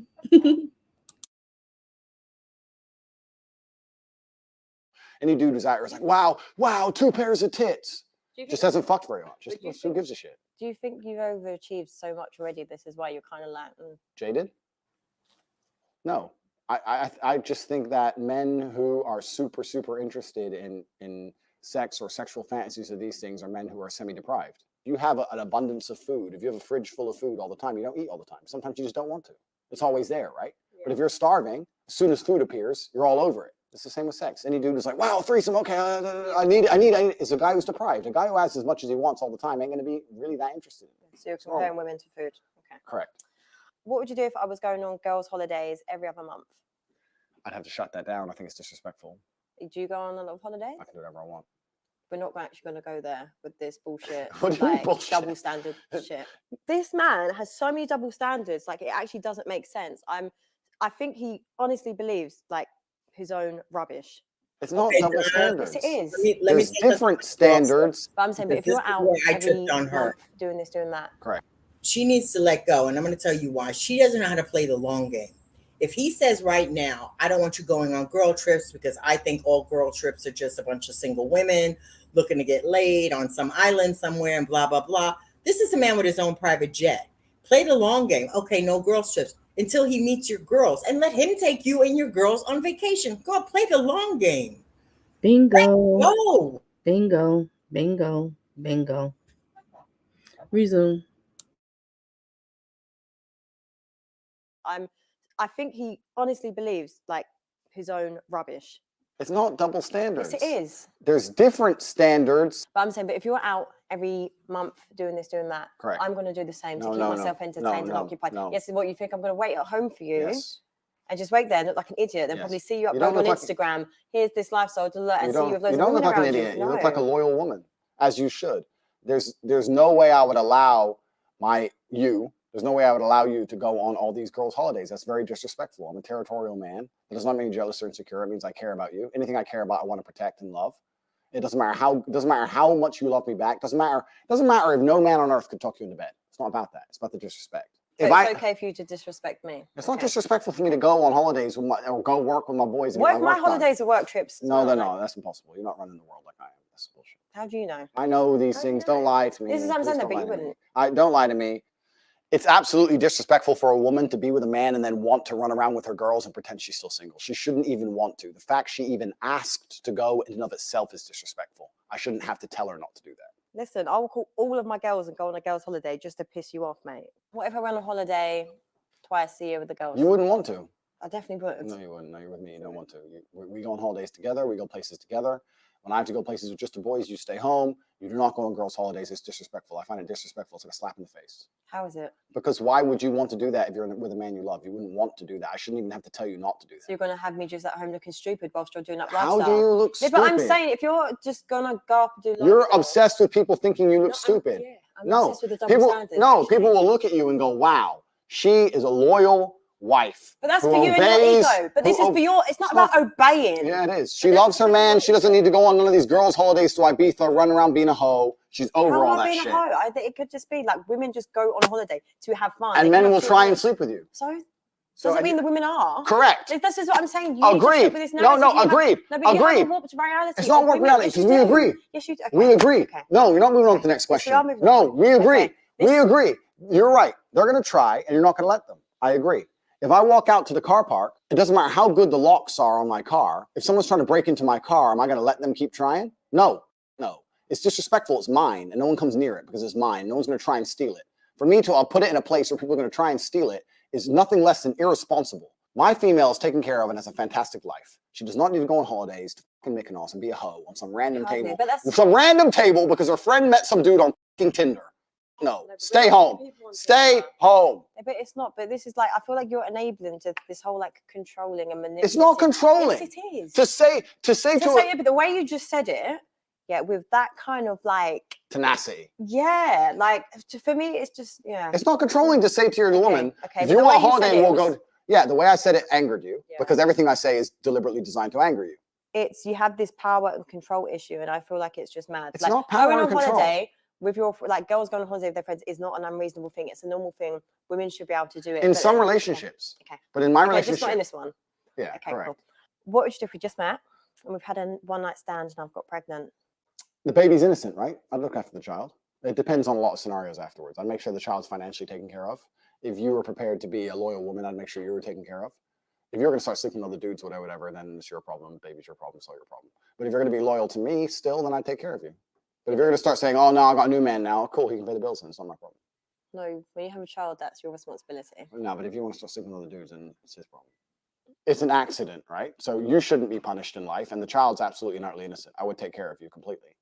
And I'd take care of the child completely. And I'd always want to see the child. But if you were to say now, after let's say a year or 2 years, whatever, I have a new man now, blah, blah, blah, blah. I'm like, all right, cool. Kids with me twice, 2 days a week, whatever it is. I'll make sure the kids looked after. But I'm not financing you in another man's lifestyle. I'm not just sending money to your bank at random and just making sure that you and this dude, whoever he is, are going on holiday and whatever. I'll take care of the child while he or she is with me. And I'll always see the child. But if you have a new man, you have a new man. You ain't my problem anymore. You go pay your own rent. No, but And a lot of people got bent out of shape when he said this statement because they just saw a little clip of him saying, oh, no, new man, he's done with you. No, what he's saying is, it was an accident. I will take care of you and I will take care of the child if you're loyal. But if for some other reason, years later, you find yourself another man, well, that's his job to take care of you and to do those things. That's what that man's supposed to do. He's no longer a provider for you, but he will continue taking care of the child. But nobody wanted to show that whole clip. They just wanted to do that little small clip that was sensational to make him look bad. Like, oh my gosh, what did Andrews Tate says? See, that's the whole thing is people don't want to listen to the whole thing. People's attention span is short. They just want to see clips. They want to jump off of that instead of finding out what was said in the beginning, what was said in the end, and the reason why it was said. Resume.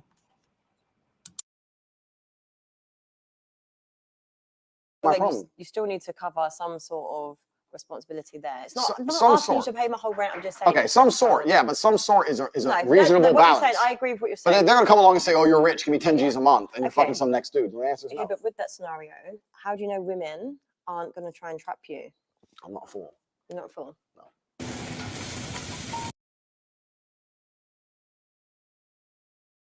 Not a fool because I doubt he's actually sleeping with women he doesn't care about. So it wouldn't be a trap if he really, really liked her. And I don't get the impression he sleeps around. That's why he knows.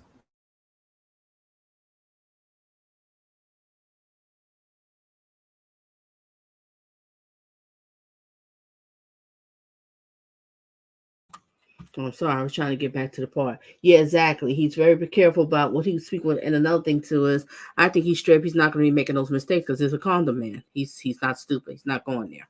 Reason. He would have had a kid by now. He's in his 30s. Yeah, he's strongly about those condoms. He's not playing that. He knows exactly what's going to happen, and he probably it has to be with the right person. He's not going to get hurt. I think he lessens his chances because he doesn't want that child to, to suffer.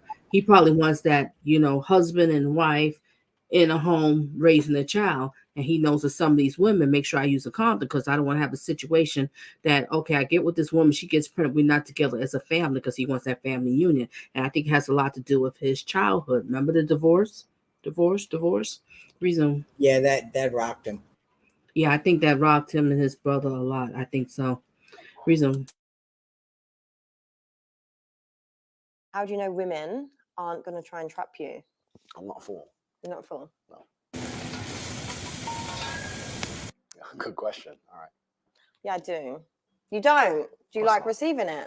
Absolutely. Not another He one. gives head. That smile said everything. Don't, my dear, listen. Oh, here he It's goes. been a long. Roll that back, Donna, and see that little smile. That says everything. That's when he's you're yes, not in like we're opposites. Okay. Andrew Tate. Is The a reasonable what you're balance. saying, I agree with what you're But saying. then they're gonna come along and say, "Oh, you're rich. Give me 10 G's a month," and you're fucking some next dude. 10 G's a month, and you're fucking some next. Good question. All right. Yeah, I do. You don't? Do you like receiving it? Absolutely. Not another one. Don't, my dear, listen. Oh, here he It's goes. been a long evening, and it's been very enjoyable. Let's not start talking about how men and women are different again. You know, you're yes, I'm no. It's fine. We're opposites. Okay, it's how it should be. Women are supposed to do certain things that men can't do. Women are very talented, beautiful creatures. You can give life. We can't do that. It's fine. You can give head. We can't do that. This is not for the G's. I don't know who's out here doing this, but it ain't me. Like, I'm sure there's plenty of men out there who will do it. Do you not want to please your woman, though? There's plenty of ways to please a woman without doing that. Donna, I want to tell you what I just told my friend. Maybe for you, I think that it's possible. I get the impression, Donna. Okay, so I don't. He doesn't want to talk about sex, and I'm going to tell you why. Because he's the type of guy that's still 12 years old. He'd probably prematurely ejaculate before he even got near you. I'm telling you, this dude. It's a very special thing for him. That little smile on his face said everything. He wasn't willing to argue about it or no, and there's this reasoning behind it. And, I don't know. He does it. He just doesn't want to talk about sex like that. He doesn't kiss and tell. No, he doesn't kiss and tell. The act of sex, and I get the feeling behind closed doors when the lights are out, the act of sex, he's a young boy again. I've seen this look before. Go ahead, Jack. I heard you. I can hear you. A little grinding mind up there. I can hear the grinds in your head, Jack. Hear what? Hear what? What the hell y'all talking about? Don't. Jack is probably busy. He's just listening. Resume. I don't think it's something that is conducive to a healthy relationship. It's not something I'm very interested in personally. Yeah. Maybe I'm crazy. Yeah. It's fine. I go crazy. Yes. No, you wouldn't. No. Why? Why the fuck would I? You might have maintained like a good relationship. What? What is this? These lies in my. How's it a lie? It could be like a good woman. Let's talk about masculine and feminine friendship. I understand why you'd be friends with an ex, because you can gain things, right? You're friends with that man. He might, I don't know, occasionally buy you some dinner, or he might pick you up, or he might help you. Because he's my friend. Yeah, it's because he's your friend. Correct. No things, just a friend. Yeah, right. He's just a friend. He'll do some things for you. As a woman, what things will you do for him? I'm here. I'm a really good friend, actually. Chat shit on fucking WhatsApp. Anything else? No, I saw them, checking on them. Like the things that I feel like men need, like we do as women. Men will do real things for you. A female friend won't do shit for you besides try and get attention out of you. That's it. It's a waste of time to have female friends as a man. Complete waste of time. They don't give you anything. Being friends with an ex, I completely understand why she would do it. The man's going to get horny. The man's going to want to message her now and again. The man's going to want to bang her now and again. The man might do favors for her, X, Y, Z, but she ain't going to do nothing for him. So any man who is friends with a woman is giving his attention without retrieving and receiving what he wants from a female. Donna, play the long game. All your friends are gay. You give something away for free, it has no value. Girl, My let attention has go. value. I don't give my attention to people who don't give me what I want in return. It's a waste of time. What you going to give me? Advice? You think I need advice from some ex? The fuck? Where are your advice? She's gonna do nothing but sit there and go, hey babe, and send me the old selfie trying to get attention again. I see her as a liability. I see her as something for me to pay money for someone to pick up, someone to defend if we randomly get an attack on the street, someone to give a shit about without any exchange. And what does she give me? Exchange, advice. Advice? The fuck? What dude is getting advice from chicks? What dude is getting advice from girls? Any man who sits there and goes, my life ain't going right, let me text some chick, is a dumbass. He's a dumbass. How is he dumbass? Because you should go to your boys, your team. No, because boys do this weird toxic alpha. It ain't toxic alpha. It really isn't, my dear. It really is. It no. really is. Okay. If a man has a serious issue in his life, he can't go to a woman. If a man goes to a woman with his issue, it's not a serious issue. I feel sad my ex left me, some dumb shit. Yeah, but right? women can give They're trying to kill me. I need a gun now. You don't text some chick in your phone. You text your boys because it's only your men who can help you. I'm in Ukraine. The Russians have invaded. I need a way out. Who's got a car? Oh, Cheyenne's coming. Peugeot 206. Get fucked. Don't lie to me. Though the women can't help you, women cannot help you. That's an extreme situation. But life's extreme. As a man on the edge, life is extreme, my dear. Life is extreme. Yes, life is extreme. That was no. That was yes. Don't lie to me.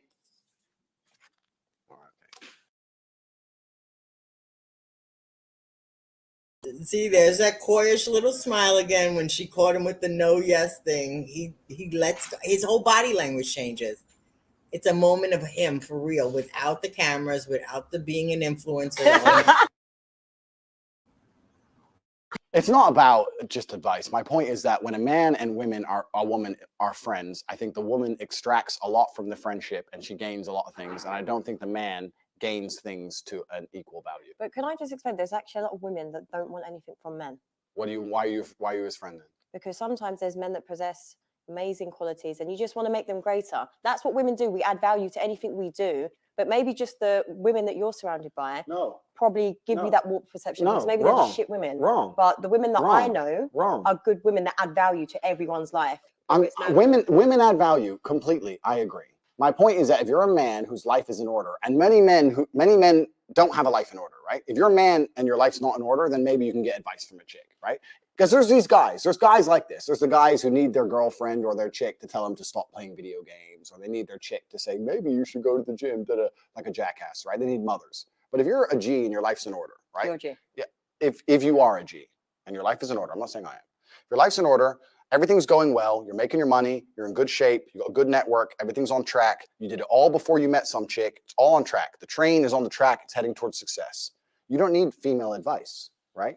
Most of the time when a man and a woman are friends, the female is extracting attention from the friendship, which I don't blame her for, but females love attention. I don't blame. Why wouldn't they, right? They're extracting attention from the friendship. They might get picked up. They might get rides. They might get bought dinner. And on top of that, the man still has certain masculine responsibilities, right? If someone comes up and snatches her purse, he has to run after the dude, risk his life now, risk getting stabbed for some chick who doesn't suck dick, blah, blah. Whereas what does the man get from the woman? Advice? Is that it? A woman can't give the man anything outside of a romantic relationship. Inside of a romantic relationship, she can give him love. She can give him care. She can give him protect his spirit. She can add peace to his life. Yeah. That's what we can add. As a romantic partner. Women can just do that as a friend. No, they can't. That is a lie. Okay. You lied to me. A woman who is not romantic with the man cannot add genuine peace to that man's life. Yes, they Fucking can. lie. Yes, they can. Lying. Who are you lying to? Okay, but this is what I'm saying. But you just think women are only good for just if they're there sexually. It's not about being there sexually. Yeah, but it is because they've just you've just a woman's job is to spiritually protect her man. But you can do it with a friend. You can also do that. Listen, I pray for all of my friends. Your perception of women is messed up. Maybe it's just for certain women that you know. Stop trying to pretend I know bad women. No, but I'm saying, that's clearly what it is. That's clearly what it is. No, it's not. Because there's plenty of other good women. And this is why, for me, it's exhausting explaining this to you because there's so many good women. I can't obtain anything I'm interested in from a friendship with a female. Okay. It's no hard feelings to girls. I don't have any female friends, not one. So it's just more. She says he's exhausting. She's exhausted because she won't let it go. How important is it for her to be with other men?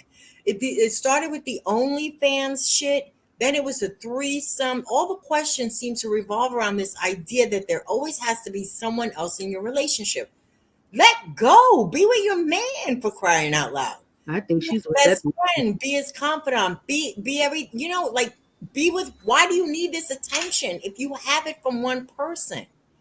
If everything you in a spiritual way or in an emotional way, you want to have your gay friends. Girl, play the long game. They're all gay. Oh. Resume. Because men would want to fuck their friends. Men do want to fuck their friends. That's a separate. Okay, so that's why. No. Okay, that's what it is really. Then. No, that's a separate argument. That's a completely separate argument that we can go into if you want. Every single man wants to fuck his female friend because if all these girls go, he's just my friend. Yeah, put on 20 stones, see if he wants to talk to you. Fuck no. Oh yeah, protect your spirit when you're fat. Oh, you can't do it anymore. You lost your spiritual powers, now you're ugly. Isn't that funny? Ooh, how'd that work out? It's bullshit, man. The man's trying to get laid and the chick's enjoying attention. And I'm telling you that as a man, you obtain nothing from a female friendship. You obtain nothing but responsibility without authority. You're going to sit there and say, I'm her friend. I'm going to take care of her. I'm going to hang out with her. I'm going to take her to the cinema and buy her a ticket. And she's going to go home with some other dude. Stupid. I'm not saying I won't be polite to be, hi, nice to meet you. Good to see you. Bye. I'm never going to be like, hey, let's go for dinner. We're just friends. Why? But friend dates is a thing. This is You're brain. No, but this is what I'm saying to you because it needs to be normalized. Because if you don't have any female friends, you're just basing all your philosophies on just women that you don't even talk to. Men who pretend to be friends with girls are just trying to get laid because there's nothing else to do with a friendship with a girl but trying to get laid. It's just some beta male bullshit trying to pretend to get laid. Okay. If they were G, they'd just try, she'd say no, and then move on with their life. No, they wouldn't. Yes, they would. Okay, I've got a long list of good male friends. So sure. we'll just agree to disagree on this. Put on 10 stone and text them. Good luck. He's so right about that. Men don't really have women friends unless they're gay. Girl, play the long game. All your men friends are gay. Chill out. Let go, because you may not need those men friends if you have a good man. Andrew, what's the war room? The War Room is an organization I run for individuals who are trying to escape the Matrix. Like, so can women join it? Women love the Matrix. So what's your Matrix? No, the Matrix. Explain it. I don't understand. Have you seen the movie? Yeah. So we're living inside of a simulation, right? We're all slaves. What I don't like about with her, she's one of those women that don't give men their space. Why they have to think called man's cave? You know, she's one of those type of ladies. It's like she has to be there all the time up under him. You know, and it's, yeah, some women do get a little clingy and stuff, but I think she's more the extreme. Because, like, the way you just look at her body language and she's like, what's up with the war room? Can't women be there? No. Exactly. Women find themselves always wanting to be among the barbershop talk. Yeah. He's getting a haircut. It's a man thing. Let him have his cave, his barbershop talk. It's like you always feel like you need to be listening to everything he says, so he can't be comfortable in a space where it's just men. If there are women, men like to talk like really grimy. Us girls talk grimy. And they're like shocked when we talk, and they get in the room like, oh my God, what are you women saying? Well, yeah, we have our grimy talk. Let them have their grimy talk. They like man cave, they like sports, they love to be around. That's that barbershop thing. And that's a form of giving a man peace. They can talk to other men. And I think that's a problem with this feminine energy. That's one thing that men want in a relationship with a woman. They'll brag about. It's like, wow, she gives me peace. Let him go to the man cave. Let him do the war room or whatever it is. And that's it. He's a masculinity coach.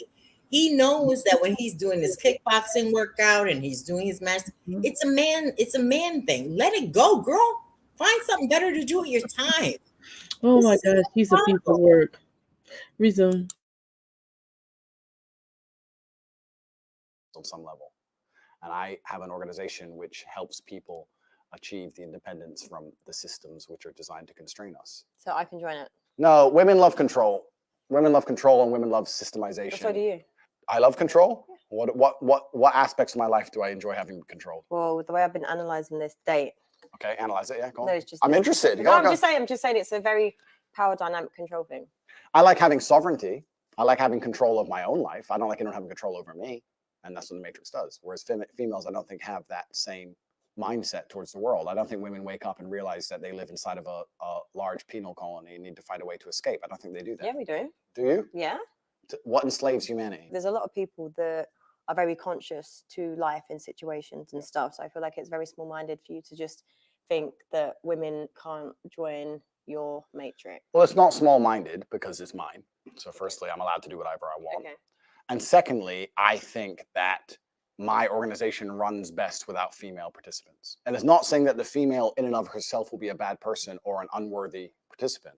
I just think the organization is better if it's purely male. For the same reason you don't have women on the front line. Like when it's all men, you focus on the task. When there's a chick around, there's some showing off, there's some trying to impress the chick. It just dilutes the efficiency. But I feel like you would attract entitled women. Maybe to a degree, but I also think that like everything in life, there's balance. I would completely understand a woman who said, I won't date broke men.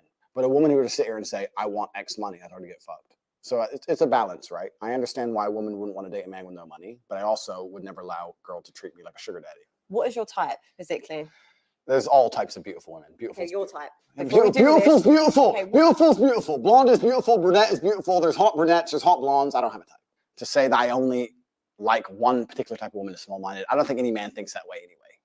Maybe we have a preference, but I don't believe in a particular type. Do you believe you're in bullshit?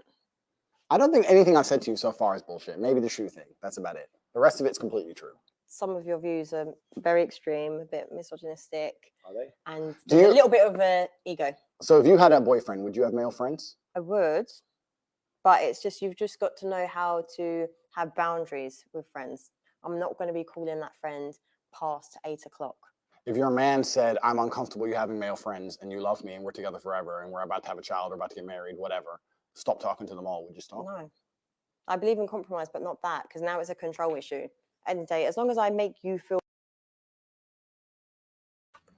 What I learned about her in this, with this video, she's one of those women. She wants to be the man and a woman in a relationship.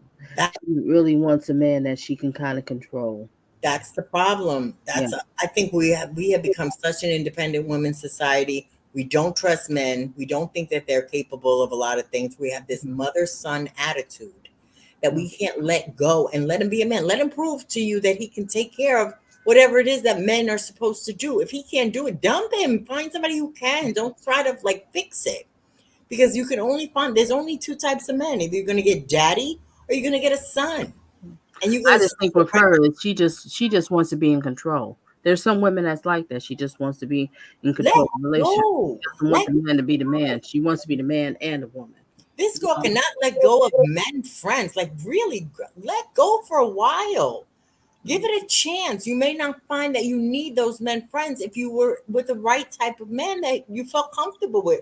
Why do you feel the need to have to fight for the idea to have men friends? She has fought so hard in this conversation with him, in this topic alone, to the point of exhaustion. And he's like, tell me at one point in time, you're not going to need these men because I'm all you're going to need. Let him at least try. Let go. This one. A lot of women, they want to be in control of everything.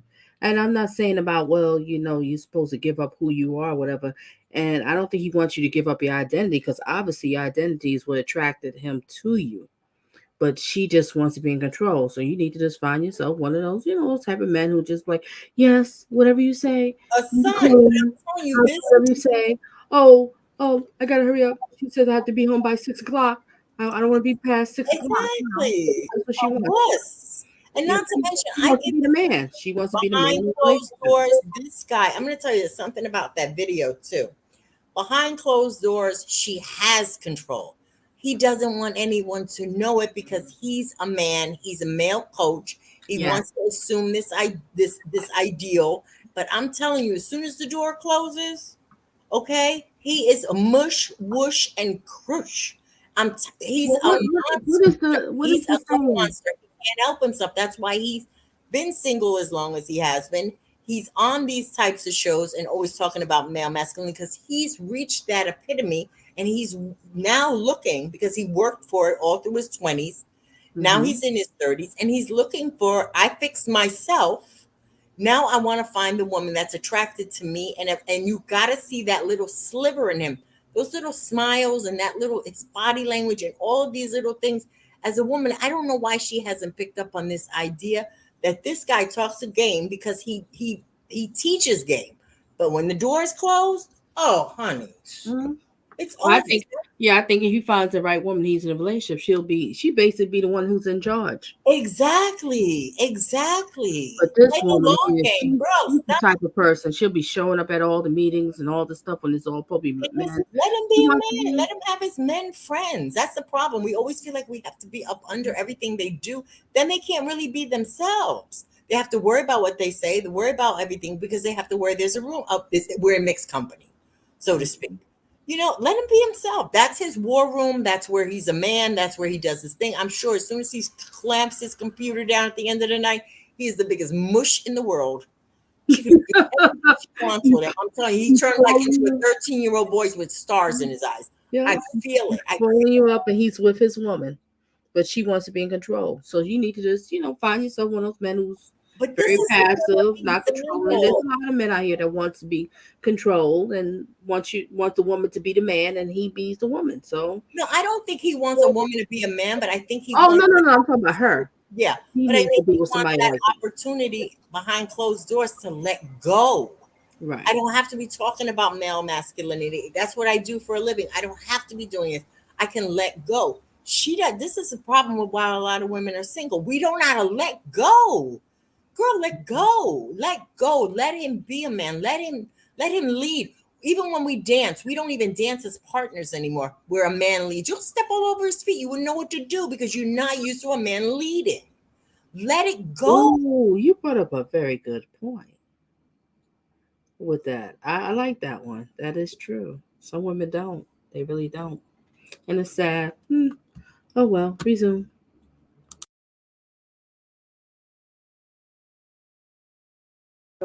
Like you're my man, you're my king, and everything else like that. That's not on me if you're insecure that I have male friends. Do you think that's that, a you do you problem? think that's No, that's a you problem. insecurity? Yes, it is. It's a you problem. I don't think that's insecurity. Okay. It's not insecure then. Territorial maybe, but not insecurity. Andrew, He's how right. do He you is think it's done on the territorial. day? I think that I've with pissed you other off men. at least 4 times. At least. Yeah. And I think that I could have said everything in a far nicer way. In terms of purely attracting you, I don't think I've done that well. But it's been an interesting conversation. And I think that us both having an interesting conversation, and you've made me think a few times. I hope I've said things that made you think a few times. And I think that's more important than just purely the attraction. So I've enjoyed myself. Yeah, me too. Good. That was hard work. We actually agree on everything. I was trying my best to say things in a way that she couldn't allow herself to agree with them, but we actually agree on everything. I think she's smart enough to want a man who's in charge of his life and by extension would be in charge of the relationship and by extension would be in charge of her. But if you say it in that way, it upsets her. I don't even know. Mine's a bit like he was just draining, exhausting. Like men like that actually think like that and actually believe what they're saying. Like it's mentally exhausting. There was a point when I wanted to say on digital platforms. I didn't say that yet. I wanted to bring that one out and I didn't. But besides that, we did good. That's the only answer I missed. No, I would not see Andrew again. Do I look like I'm going to see him again? No. Yeah, exactly. A busy man. I'm a busy man. Actually, no, I will. Do you know what? I will see him again because I'm going to prove my point that men need women as friends. How about that? I said some things she agrees with and some things that deep down she knows are true, but I send them in a way which were deliberately abrasive and offended her. So I think she's going to give me a 6.5 or a 7. Right. So this guy, he's egotistical. He has a delusional mindset on women and he thinks he's a bit too nice. However, I feel like he did have a good conversation. He is a man that knows what he wants. He obviously gets what he wants. So you can't knock it. And he looks nice. So I'm going to give him a 6. I'm going to say something. I actually think that she let a good thing go.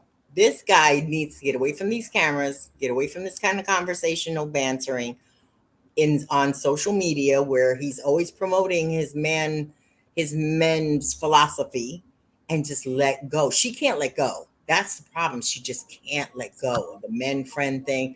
It was too much for him. And I think he knows that if he can't at least have an opportunity for them to just be them, just him and her, and then the girl trips and she just couldn't let go. But I do believe that this guy, he knows his business, and wherever he is online, he's promoting his business. And he knew this would be an opportunity because this is how he got famous, by being on panels and being part of other people's things in a lot of respects. He knew what he was doing, but I didn't see an abrasive dude. Okay, controlling, all right, maybe. Egotistical, hell yeah. But I would rather a man that loves himself and knows that he's secure in himself and be an egomaniac than some, and behind closed door be the biggest mush in the world, than some guy that's running around here with his chest poked out and he ain't about it. Well said. Well said. I can't argue with you on that one. Mm-hmm. And she just seemed like, type of woman. She wants to be a man and she wants to play the man role in there. It's like she wants to switch. Or 1 minute she wants to be feminine, next minute she wants to be the man and everything. Find that type of relationship. It's not going to work with him. He's the type of person, he feels strongly there's a man's role and there's a woman's role. And I agree with that 100%. Men have their thing and women, that's just in the Bible. The way God made us, it is what it is. I'm not trying to fight it and I don't want to fight it, But seems like she's very argumentative, and she was just trying to. I think it was really disappointing her, especially when the statement was about with the threesome. She figured this man has all this money and power. Of course, he got a bunch of women in the bed. He wants a threesome, and it shocked her. Exactly. That would have been the clincher for me. And then plus it shocked me that sex wasn't all of that. And I think the reason why he said that because he's never made love. And if he doesn't want to kiss and tell, and he doesn't seem to want to make that a general part of the conversation. Like, I'm going to be doing this to you. She's the one that brought up, do you do this? She's already wanting to know what sexual things he doesn't want to go there. And that tells me, as a man, if he's not wanting to go there, that when the doors close, he's still kind of like 13 and just totally enamored by the idea of it's just me and you and it's a sex thing. And I don't think he wants to kiss and tell. He doesn't want to sit around here and be this misogynistic type of guy that's sitting around here talking bad about, women did this and all she want to do is sleep. And this is the type of guy, I'll stroke you, break your back kind of, come on. No, I respect that. If you don't want to kiss and tell, that means that even if things don't work out, I don't got to worry about you running around about my sex life or how I tossed your salad or something like some of these other men do. So we speak on the beautiful women that they do this to. Some really, you know who it is. Who's strange in this world. His money make noise. But what kind of, who wants that? That tells me bitchy energy more than a man that whatever we got going on between the two of us behind closed doors, it's between me and you. I'm not even going to discuss it on TV. And he could have went there as this masculinity coach and being a total messiah. Yeah, I like threesomes, I like fivesomes. I got girls coming in and out. Me and you could be swinging from the chandeliers. That he wasn't about it.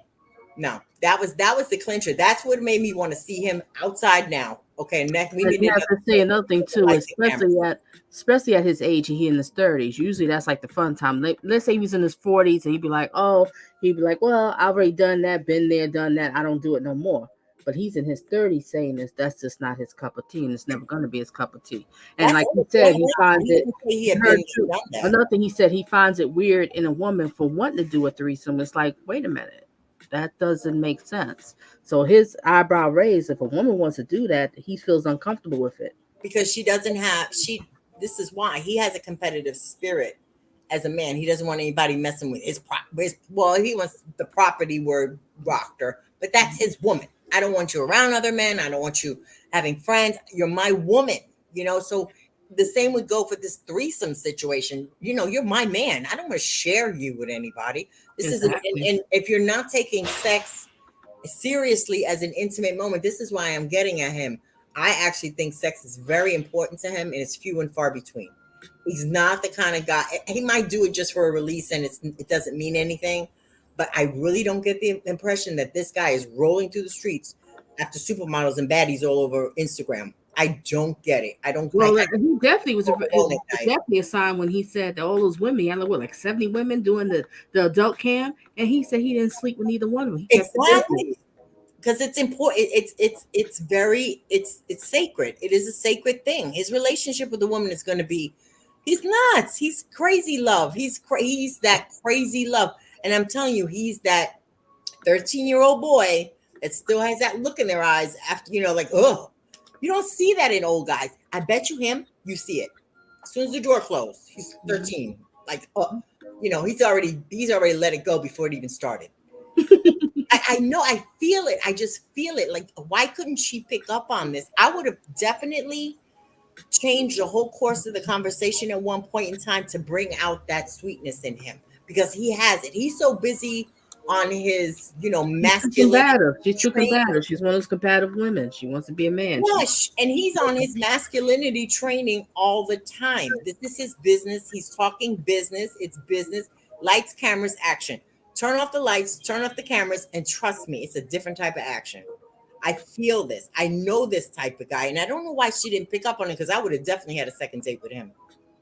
Well, she probably would have picked up on him. She would just stop being so argumentative and combative and just ask a question and answer to let him answer. But she's so busy, want to cut him off and start, you know. She's also busy being pandering to today's woman. Instagram models, having men friends, girl trips, all the shit you see on the internet. You know, aside from couple and even people that are couples all the time taking pictures, you'll notice when he takes pictures of himself, he's not with women. He's not having, this is my latest girl. The only time you ever saw him with a girl was when that video surfaced. And I'll be honest with you about that video of him spanking her. I actually think that was her idea to get him out of that 13-year-old boy character and show some rah, rah, rah. I bet you. You're right. That's a strong possibility. Mm-hmm. Strong possibility. And like she said, it was just something they did sexually, and no, he didn't force her or nothing, like two consenting adults. And due to that coming out, that's the reason why he got, you know, kicked off of what's the UK Big Brother show. Oh yeah, and not to mention the fact, I also think it was a publicity stunt, because you're talking all this male masculinity coaching, but no one ever sees him interact with a woman. And I'm telling you, when he interacts with women, you are seeing a man that's letting it go. I'm not Mr. Masculine. I'm not Mr. Misogynistic. You run the show. And this is why I think he did that video, because it backs up some of that bravado that he has to put on, that he had to build himself as a man to be to the outside world, to be competition to other men. But I think to women, he's honey. Ooh, I would have never let this one go. No way. You know, she wants to be in control. She's one of those type. So find yourself one of those men that's, you know, that would just, you know, yes, ma'am, whatever you say. Don't be in control. So when somebody breaks into the house, I guess you're gonna go run downstairs and see what it is. She want a son. She'll be standing in front of him taking a bullet. Yes. I gotta like, wait a minute. And I'm gonna get into that topic the next time we do part 2, because it was something. It was one of the videos I was watching. He was arguing with this young guy. The young guy was just, it sounded like a so knucklehead. He was like, "Okay, you in the house with your woman, and someone breaks in the house. Who's going out? Well, I mean, we can't go downstairs to be dangerous." He's like, "But dude," he's trying to say is a man is a protector.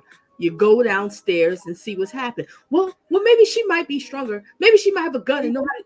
So you can send her downstairs. What other man would you want to protect you but a 4-time kickboxing champion? Baby, do your thing. I'll be here to come and get the towel and just wipe your sweat while you're kicking his ass. I'll be the ring girl. I don't get it. Round 3, the invader. I'll kick his ass some more. Oh, I would be all over it. Jack, are you saying something? Jack is that he's just letting us talk. I know, he's letting us talk. All right. But ladies and gentlemen, I had you here for 3 hours. Like I said, it was a long one. But the next one, when I do part 2, it won't be as long. I promise you, it won't be as long. Yeah, Donna. You got all your research together and your evidence together. It's just, it was so hard to get this together because it's so much. I'm just like trying to figure out what time. Might be a part 3, but I think that this is so multifaceted for your channel because you do relationships. This is perfect to look at somebody who definitely went on this type of date and see what type of relationship they're looking for. He definitely talks about a relationship between a man and a woman, even if it's in a general form. He seems to have a very basic male formula. And this is why I thought this would be great for your channel, because relationship has exactly. This was perfect for you. And there's so many other facets that when you listen to him talk, and even compared to what we're hearing in the manosphere about the focus being on women and not the men to improve themselves. It's like be a fat slob and get a passport and go to countries where women can't even have the kind of medical attention and hygiene on their puss that American women can. Go ahead, get your passport. You know, they don't even get the medical attention or soap. You know, so go right ahead. Oh, the passport dudes. I can really go into that. They're nothing but they're the ones you don't want. Come on now. Yeah, when I was watching some of those videos, because I watch all the things about relationship, everything that's on here. You know, I know you do. I don't be I'm watching, see all because you learn it from it. And I'm like, when I'm seeing these passport dudes, I'm looking at I'm like, please get a passport and leave. Please, go ahead. And what is it? We don't want you. And you know what I tell our community? Be ready for the explosion. Because if brothers is running around in other countries, screwing everything that's without color, all we're going to get is more of us. So be ready when it comes. Because what they do there, they do here, they're going to do there. Hit it and run. And they don't have the kind of laws for abortion and all that other type of things that we do, nor the medical attention and those type of things. So it'll be more of us. Be ready. About 2 weeks, I'm going to touch into that one. Oh, yeah, let's do passport bros. Like I want to rip them up. Yeah, we're going to get into that one, but I'll wait till later to do some more research on that one.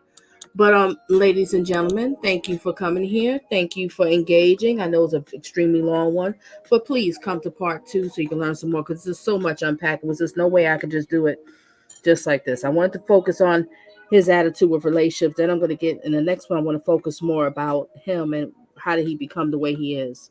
Yeah, more about and Chef Young, are you still there? Because I will, if you there, like I said, I'll get into the Hustlers University that he has. Since you asked about it, I'll talk about that one too. And is he a man that's joined? Because I'm curious to know what a man that's in part of that.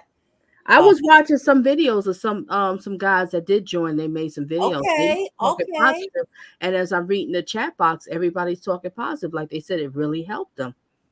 You know, a lot of people, I think, you know, maybe like a lot of these young guys might not become rich and famous like him, but he's giving them like hope to say, hey, stop moping, stop playing video games, stop smoking weed. A sense of confidence as a man and work out, do something. And a sense of confidence as a man to be a man. Stop being a whiny little, this feminine, this energy, like bitchy little energy competing with women. Learn to compete with other men. Why are you competing with women? That's where I come. I kind of grab from him because he's always talking about his. That's where you have the rise of transgenders. Yes, exactly. This is what that's a whole nother subject, Donna. We'll have to touch on that another time. We have to talk about that another time. I have to be careful because I don't want them coming up in here getting off. Oh, I know. Yeah, we'll keep it. Yeah, I think we'll think about it. We'll find the subject matter we can kind of incorporate it into. But I want to say good night to everybody in the chat. I see a lot of familiar names. Yes, I see you. I see all of you. BG, don't need a man. Oh, King Akil. Oh, don't be giving us too much muscles. We get thirsty up here. Jack. All right. So yeah, I kept saying I said like 4 or 5 times I was gonna end, but I'm definitely gonna end now. So Abby, stay there. Abby and Jack stay there. But everybody had this as a blessed night and a great night. It might be Tuesday or Thursday. I'm gonna try to do it Tuesday. Probably Tuesday. We're gonna do the part 2. We'll see. I have to speak with Abby, you know, that they do it, but it most likely be the Tuesday evening, and it'll be Tuesday evening around about 7:20, something like that, 7 o'clock or whatever. And I'll get into part 2 and we discuss a little bit more about him. Okay. Because like I said in the beginning, I really was going to go in because after hearing all these things and seeing these little mini clips, and I started to realize, I said, when you start watching the longer clips and seeing what was said before and after, you realize, wait a minute, that's not what he meant.